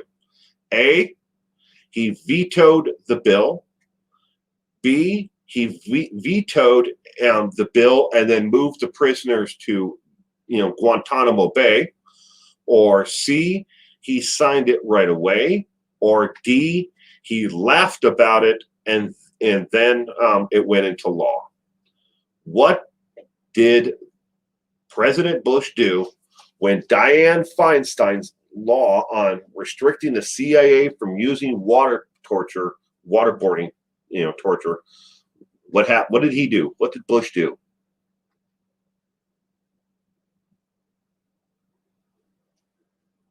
B, B, C, C, B, B.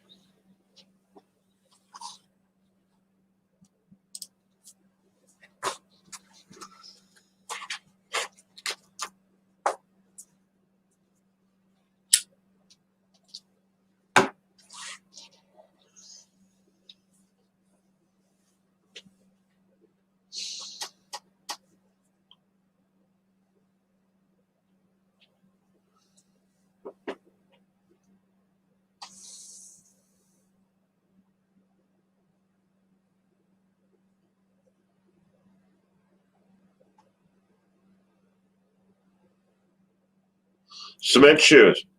All right. The question is about waterboarding, form of torture. After the passage that outlawed the passage by Dianne Feinstein, the Dianne Feinstein law, which restricted the CIA from using waterboarding as a form of torture to get people to talk, what did President Bush do after it was passed? A, he vetoed the bill. B, he vetoed the bill and then moved the prisoners to Guantanamo Bay. Or C, he signed it right away. Or D, he laughed about it, but then it went into law.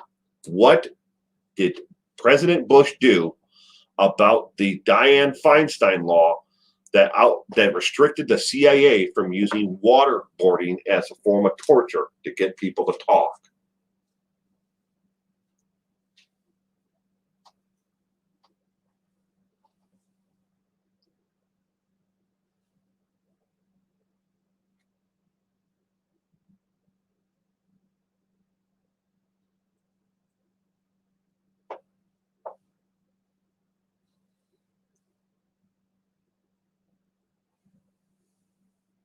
Glowworm is going with he made it illegal to do in the open.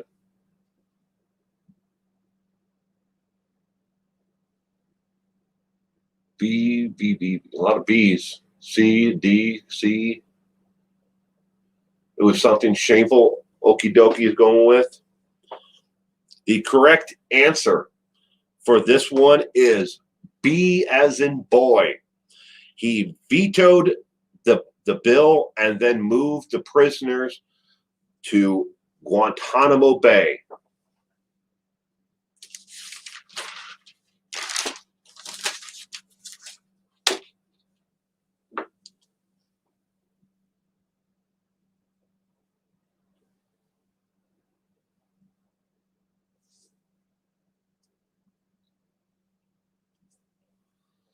Next question.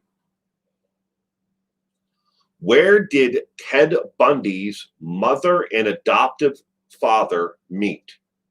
Where did Ted Bundy and his adoptive father meet? A, they met in a grocery store. B, they met at a Methodist church social. C, they met at Tacoma Hospital. Or D, they met at the University of Washington campus. Where did Ted Bundy's mother and adoptive father meet? Glowworm, they've been talking about closing Guantanamo Bay for a while. It hasn't happened. Obama said that they're going to close it. Bush said they're going to close it. I'm sure Biden will say they're going to close it. Trump didn't really take a stand on either way. So the question again is, where did Ted Bundy's mother and adoptive father meet? A, at a grocery store. B, at a First Methodist Church social. C, at Tacoma Hospital. Or D, at the University of Washington campus. Where did Ted Bundy's mother and adoptive father meet? Sorry, forgot to turn the camera back on.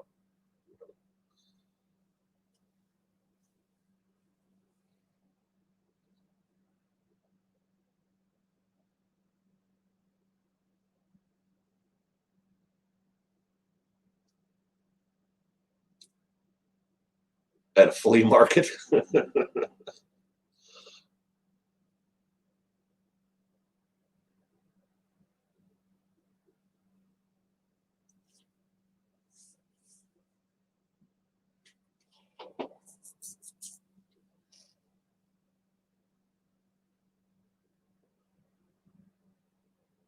Okie dokie. I think it was at a bar called We Went Wrong. We went wrong. Oh, no, it wasn't at a bar. It wasn't at a flea market. Where did Ted Bundy's mother and adoptive father meet? They met at B, at First Methodist Church social. Ted Bundy's mother and adoptive father, they met at a church social.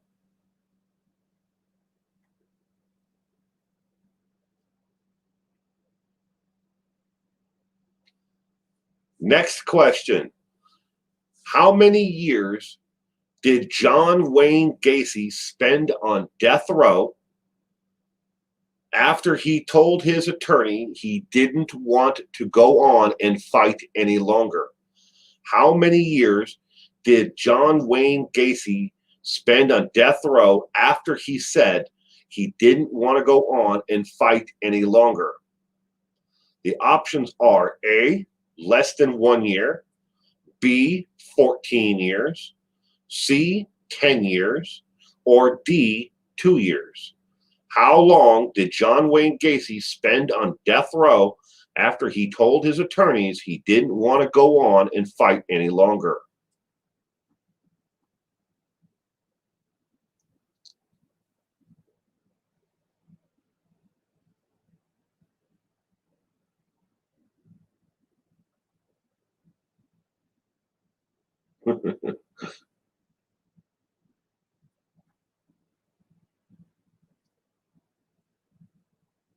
Too long.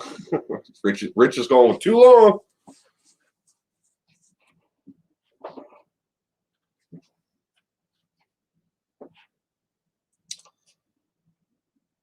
Brooke is going with 2 years. 2 years. B, let's be 14 years. I thought old creepy Gacy fought to the end. I guess 2 years. Connie's going with a year.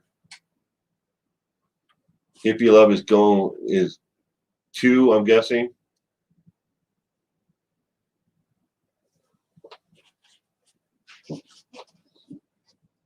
How long did John Wayne Gacy spend on death row after he told his attorney he didn't want to fight or go on any longer? The correct answer is D, 2 years. May 3rd, 1992, Gacy told his attorneys that he didn't want to go on any longer and just wanted to get it over with. So 2 years, 7 days later, on May 10th, 1994, he was executed. 2 years and 7 days. The correct answer is D, 2 years.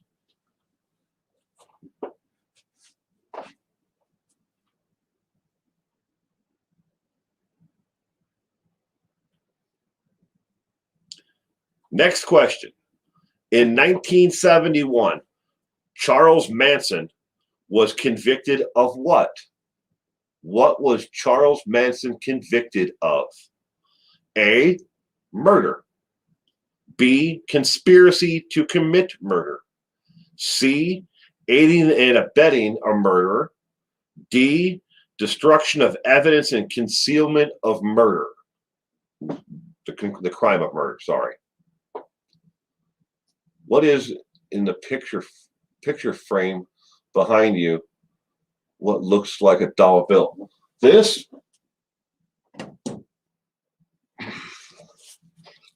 is a $1 million bill, and the letter is from a fan of my channel. It says, "Will, you blew my mind. I was watching your Sienna Spurlock video on 12/3, and my amazement at the end of it, you put my name with a message. You really choked me up. I was not expecting something like that. Thanks. Since you won't cash my check, please accept the enclosed gift," which is a $1 million bill.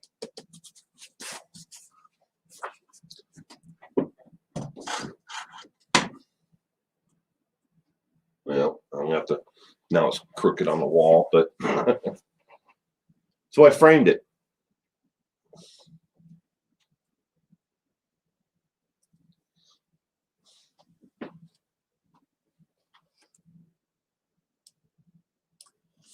I've been getting a few right tonight for a change, but only guessing. They executed Gacy 3 days after your birthday. I considered it a belated present.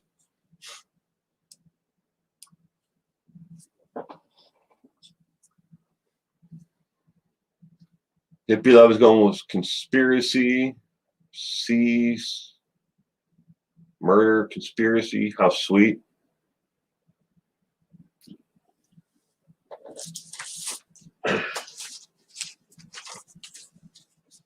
I have his letters that he's written me.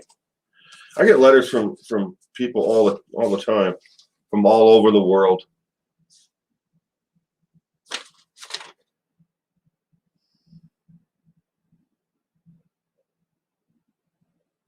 This one's from, I can't, that's her address, her return address, Royal Mail.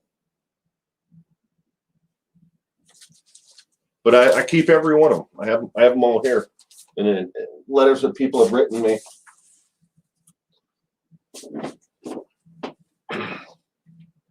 Okay, what was Charles Manson convicted of? The correct answer is B, as in boy, conspiracy to commit murder.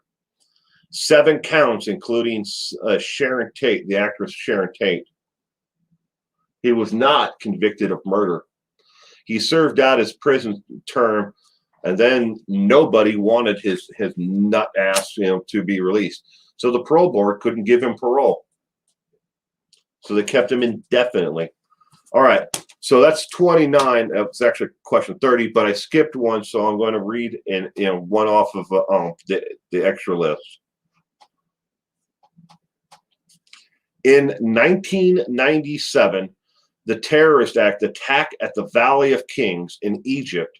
How many people were actually murdered in the terrorist attack in 1997 at the Valley of the Kings?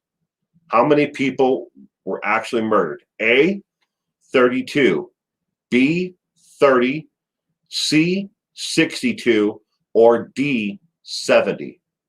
How many people were actually killed in 1997 terrorist attack in the Valley of the Kings in Egypt? What was the lawyer's name? What lawyer?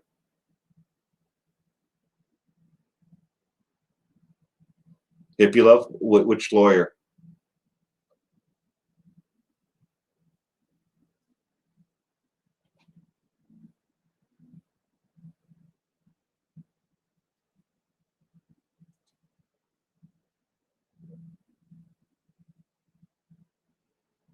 Oh, the Manson case? I don't know. I didn't write it down. The only notes I wrote down on that one was the 7 counts of conspiracy to commit murder, including Sharon Tate.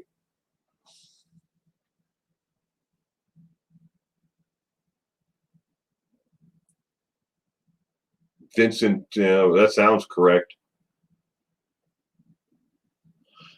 Something like that. But 1997's terrorist attack at the Valley of the Kings in Egypt, how many people were actually murdered? A, 32, B, 30, C, 62, or D, 70?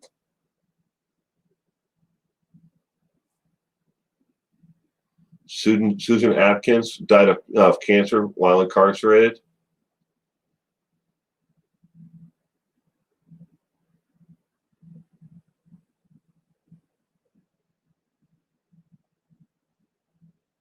Hmm.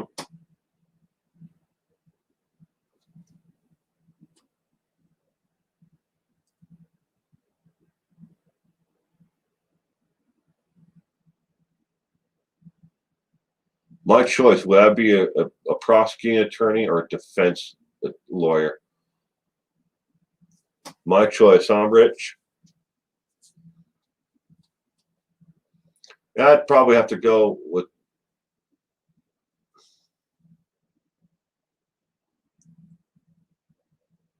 I don't know. It's not as easy of a question to answer than you would think. I mean, you want to at the same time defend people who are who have charges brought against them. But then again, even if you know your client is guilty, you still have to fight for them either way. Huh. I would have to go with prosecuting attorney because I don't know if I was an attorney, I don't know if I could defend someone who I know was guilty of the actual crime itself. Just from speaking from myself, it's kind of hard to say. It's like, do you want to, do your best to get somebody off on charges, if they're guilty of it? But then again, at the same time, I don't want to put someone in prison and then find out, or have them executed if they were innocent. Turns out later on that I was wrong. So, good question. 71 is the year my family moved to California, Connie. Huh. In 1997, terrorist attack in the Valley of the Kings in Egypt. How many people were actually murdered? The correct answer is D, 70. 60 were foreign. November 17th, 1997, 60 foreign tourists were murdered. The rest were people who lived there or worked as tour operators. But the correct answer is 70. They weren't all killed that day. There were a few that died later on in the hospital, but 70 total victims.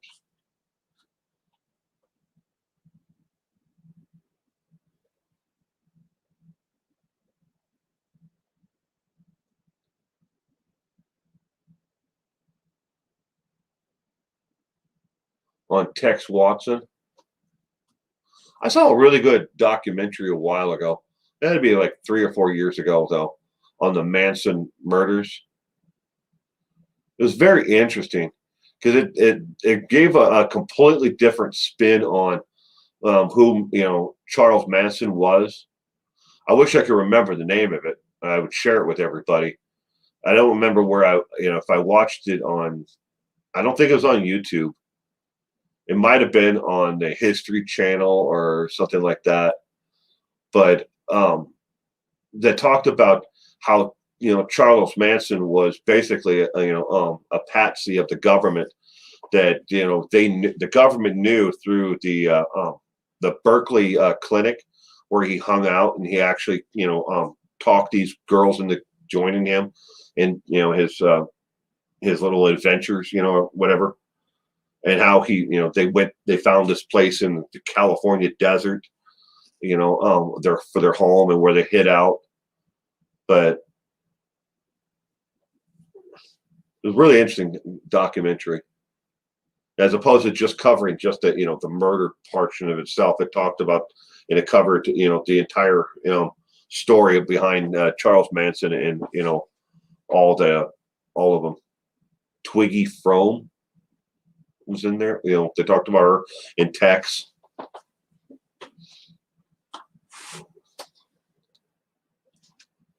Yeah, I saw that interpiece. That came across on my news feed earlier tonight. It was at a birthday party. There was no children involved, but it was all adults at a birthday party. Sad.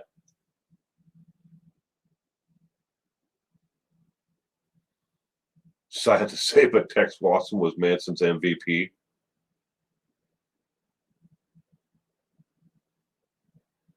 Didn't know it was about the music.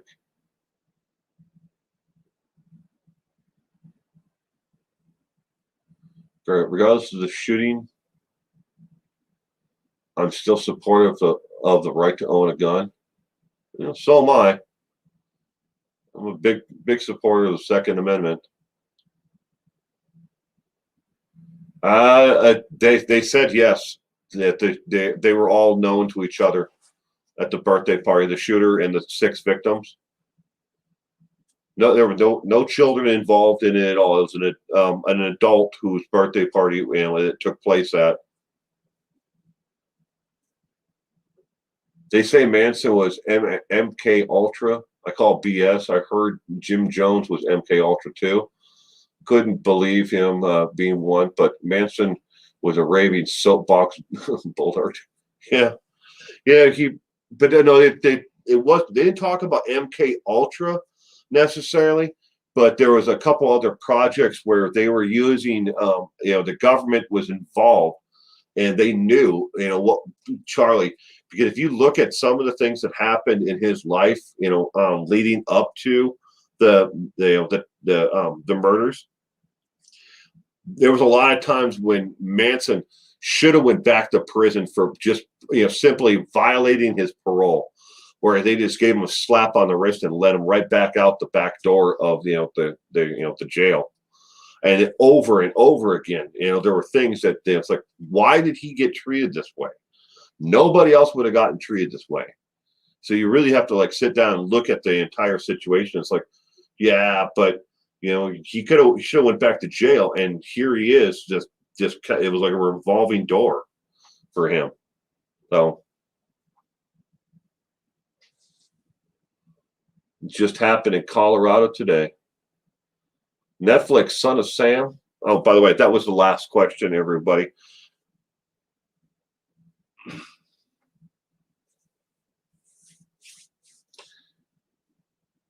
Did you talk about the shooting in Times Square yesterday?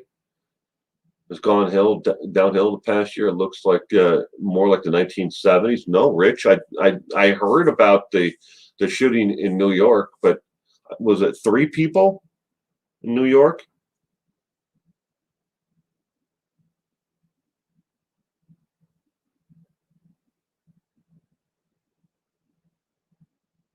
Yeah, he never should have been let out. That is true. Gotta remember to draw a line here, otherwise I'll ask that question next time.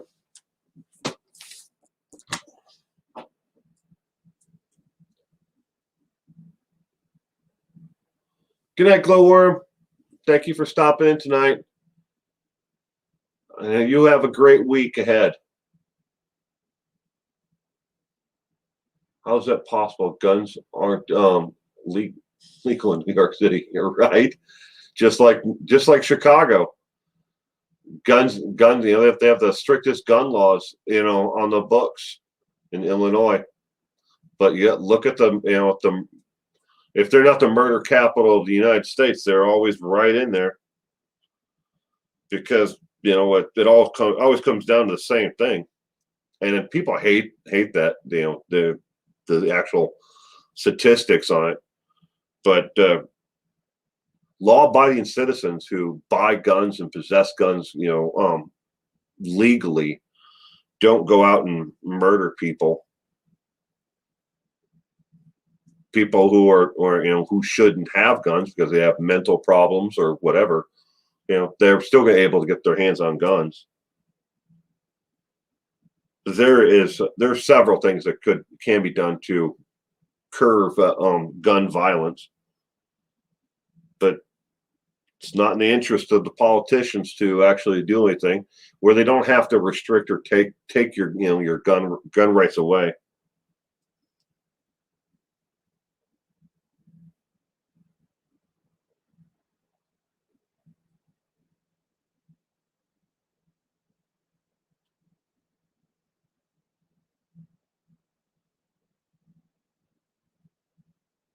You have my permission to repeat questions to give us losers a chance.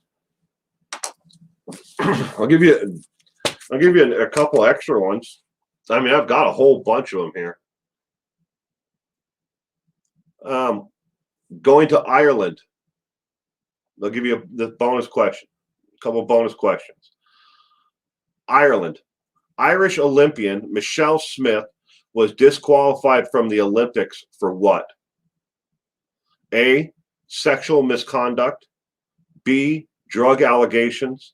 C, she was just too damn good of a swimmer. Or D, murder. What was Olympian Michelle Smith disqualified from the Olympics for? A 4-year-old was shot at the mainstream media did not pick up. It did not fit their narrative. That happens a lot, Rich. It happens a lot more than you know. The mainstream media, if they can't sell it on the evening news, it doesn't get reported on, and a lot of them get just swept up underneath the carpet. It really does. It happens a lot. I find that a lot when doing investigating and and documenting cases that I work on, that I will eventually report on. I've got notebooks that are just filled full of cases that I've started researching on, and that I wanted to do videos on, make content on, that never got anywhere because I couldn't find a news source or a documentation for the actual crime. And unfortunately, and I hate to break the bad news to a lot of people out there, but there's a huge bias in our country when it comes to news reporting, and especially when crimes happen to those of who are of color, or migrant ethnic migrants who are new to the United States. What sells on the evening news is crime that happens to cute little white girls and boys. And I'm sorry, but it's the truth. You might, if you get it's like the story about the lady in Chicago who threw her child out of the 7th-story building. I can't remember her name right now. But then, she threw one out the window, and then she tried to, throw another child, or jump herself. I can't remember what the circumstances were later on. Got a little bit of coverage the first 2 weeks after it happened, and then nothing. You can't find anything on her and what happened afterwards. Follow up. Sad, but that's the truth.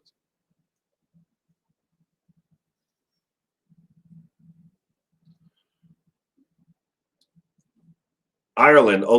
Irish Olympian Michelle Smith was disqualified from the Olympics for what? Drug allegations. B.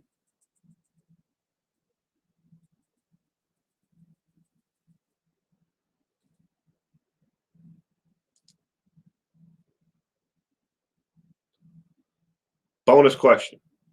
How many members were there in the Barrows gang? Barrow, Barrows gang. How many members were there in the Barrows gang?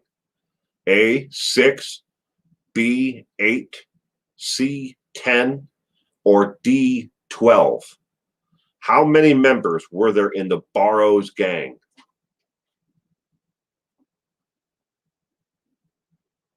Not much about Echo Lloyd.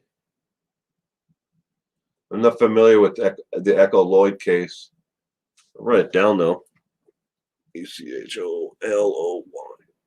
Lloyd case.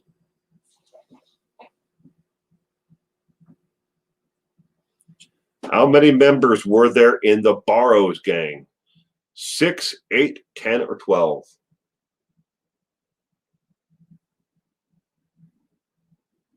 You just don't know that much tonight, Lisa? It happens. Like I said, on those 30 that I read, I knew probably 15 of them. And that's it. And I was lucky to just happen to be 15 of them there that I knew. I've done some of these nights where I knew maybe 6 of the 30.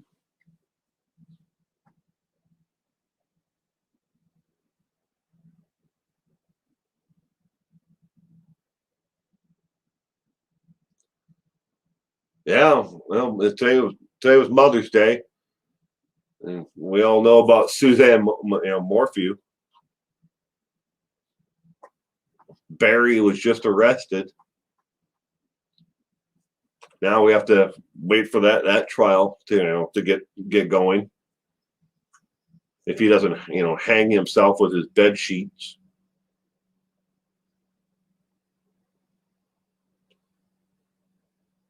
Teresa Marie, welcome. We're late.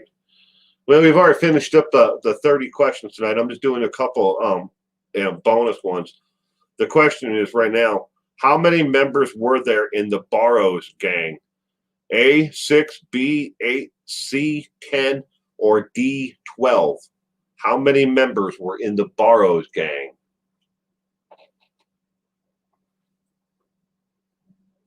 Like 4 and 5? Wow.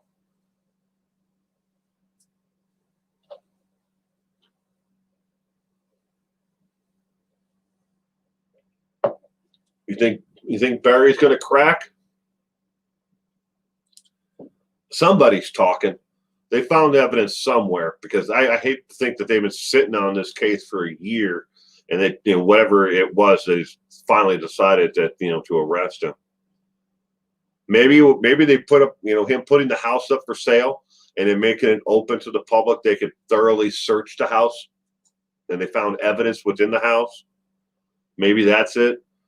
Maybe his girlfriend decided to spill the beans on whatever he may have said to her. I don't know. Something happened, recently for them to, finally, make an arrest there. All right. For this question, how many members were there in the Barrows gang? The correct answer is A, 6. Clyde, Buck, Bonnie, Blanche, William Jones, and Ray Hamilton. There were 6 members of the Barrows gang.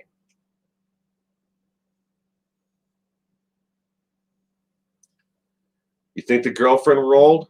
A lot of people were talking about that in the comment section of my video. They think that it's the girlfriend who rolled over on him.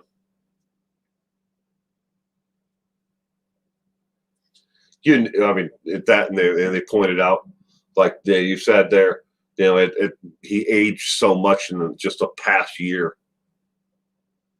Well, yeah, if you had to live with something like that, that guilt has got to live with you.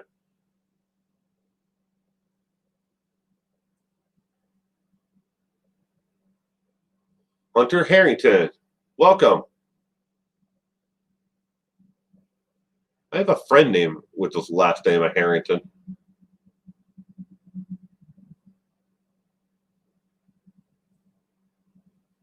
Well, welcome to the stream. I hope you had a great weekend. All right. Do one more, and then we're gonna call it a night. What was Gary Gilmore famous for after his eventual death? What was Gary Gilmore famous for after his eventual death? The options are A, the first man on the moon, B, first man to approved to go to Mars, C, the first man to win a lottery, or D, the first man executed in the United States after 10 years. There was a moratorium, in case you're not familiar with the death penalty. What was Gary Gilmore famous for after his eventual death?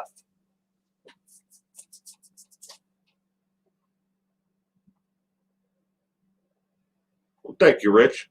Appreciate it. Do these every Sunday. Saturday mornings, I have a general.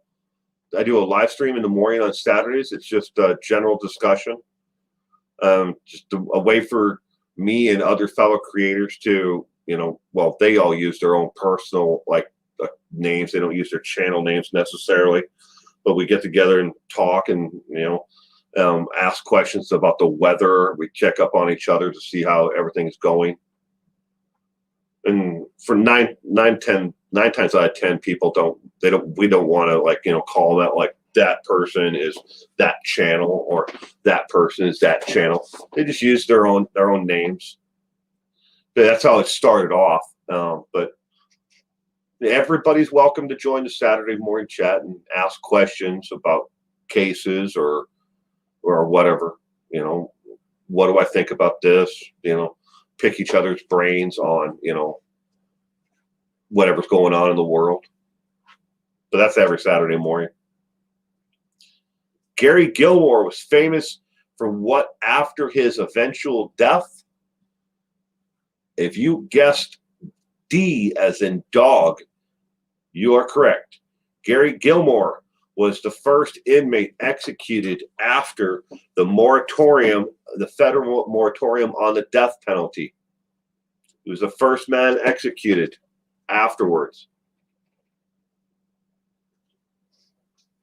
You can't always make Saturdays, sadly.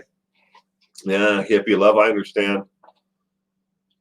I have quite a few friends who can't make the Saturday mornings either. Either work or their children or something always gets in the way. But either way, I'm always here on Saturday mornings, and to do them. I think we're at 168 Saturdays or something like that in a row now. There was one. I missed one. And then we had one where we lost internet, or two of them, in all of them.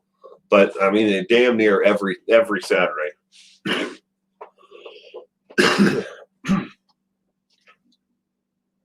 Claudia Rebecca. How's Tim? Tim is doing good. Lucky Schmitz, shotgun a beer. I would if I had one. Well, I wouldn't shotgun a beer. I'd enjoy a beer tonight if I had one, but I ran out on Friday and I forgot to go buy any more. Sorry. But Tim, how's Tim doing? Tim is doing good. Unfortunately, Tim had to this past week put his dog down. After I think 22 years, he had to put his dog down. So, I was kind of depressed about that. Normally, he would have been in town this weekend, but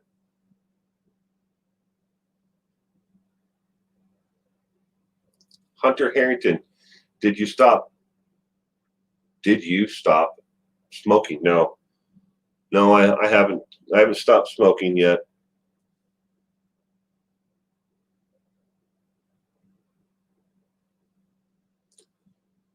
I will definitely give him the condolence from you. I will. I'll let him know. I definitely. Well, I'll let him know from everybody. Cement Shoes, Hippie Love, Claudio. Yeah, that dog's been everywhere with him. Boo was his dog's name. But he, it got into the point where, the quality of life, what Boo was going to have left at this point just wasn't worth it for Boo's health. He could have done a lot to probably maybe prolong it for another year. But in the quality of life that Boo would have had from here on out just wasn't worth it for Boo or for Tim or for his grandchildren. So, and it really, it hit him. It hit him hard because Boo has always been a companion, since he got Boo as a puppy. He's always been there with him, moving all over the United States, So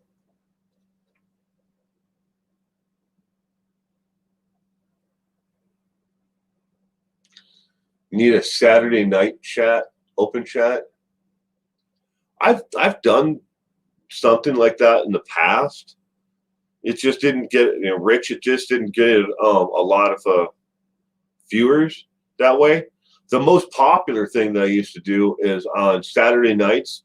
I used to do kind of like I don't know what you call it, DJ thing. I'd play music and we would listen to music and talk about music and bands. And I'd play songs by request from YouTube. I could still do that, but I signed a non-competitive agreement with another gentleman and I took over his YouTube channel.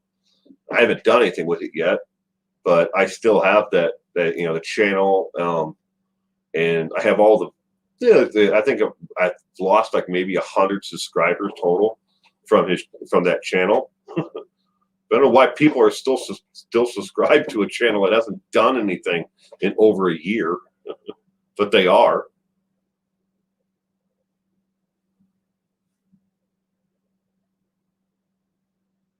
Yeah, they are.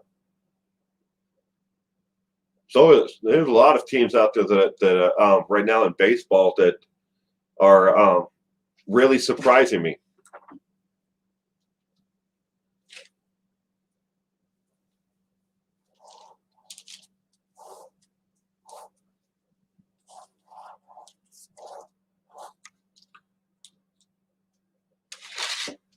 I'm really surprised by the Mariners at this point in the season, that the Mariners are doing so well.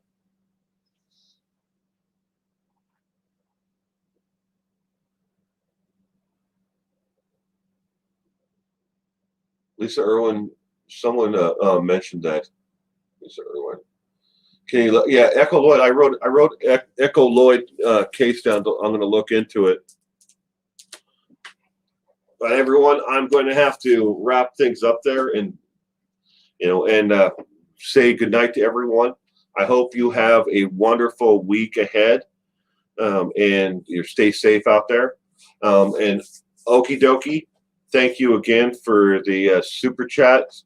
I will, as soon as I log off here, I'll make the donation for Color the Spectrum, next for autism. So, and everybody else, you can see the fundraiser on the side of every one of my normal videos that I upload, so you can kind of keep a track on how much money we're raising. Yeah, I don't know how frequently YouTube updates it, so they may not update it like to the minute. But quick question: do you think Aaron Hernandez actually killed himself? And Aaron Hernandez, that is a quick question. Do I think Aaron Hernandez killed himself? Yes, I do, because he was a chicken shit. He was a gang member who was a real thug. All those people who come into the NFL, they think that they want to front and act like they're all gangster and everything else. Little did they know they were in the locker room with a real murderer the whole time. Yeah, he's a thug, and he was he was weak. Without a gun, Aaron Hernandez couldn't do anything. I mean, sure, he could have had a long career, NFL career. He could have been playing right with Gronkowski and Brady down in Atlanta right now, or somewhere else. He could have had a long career, but To answer your question, yeah, I think he killed himself. All right, everybody. Have a good night. Thank you very much. You all have a great week ahead.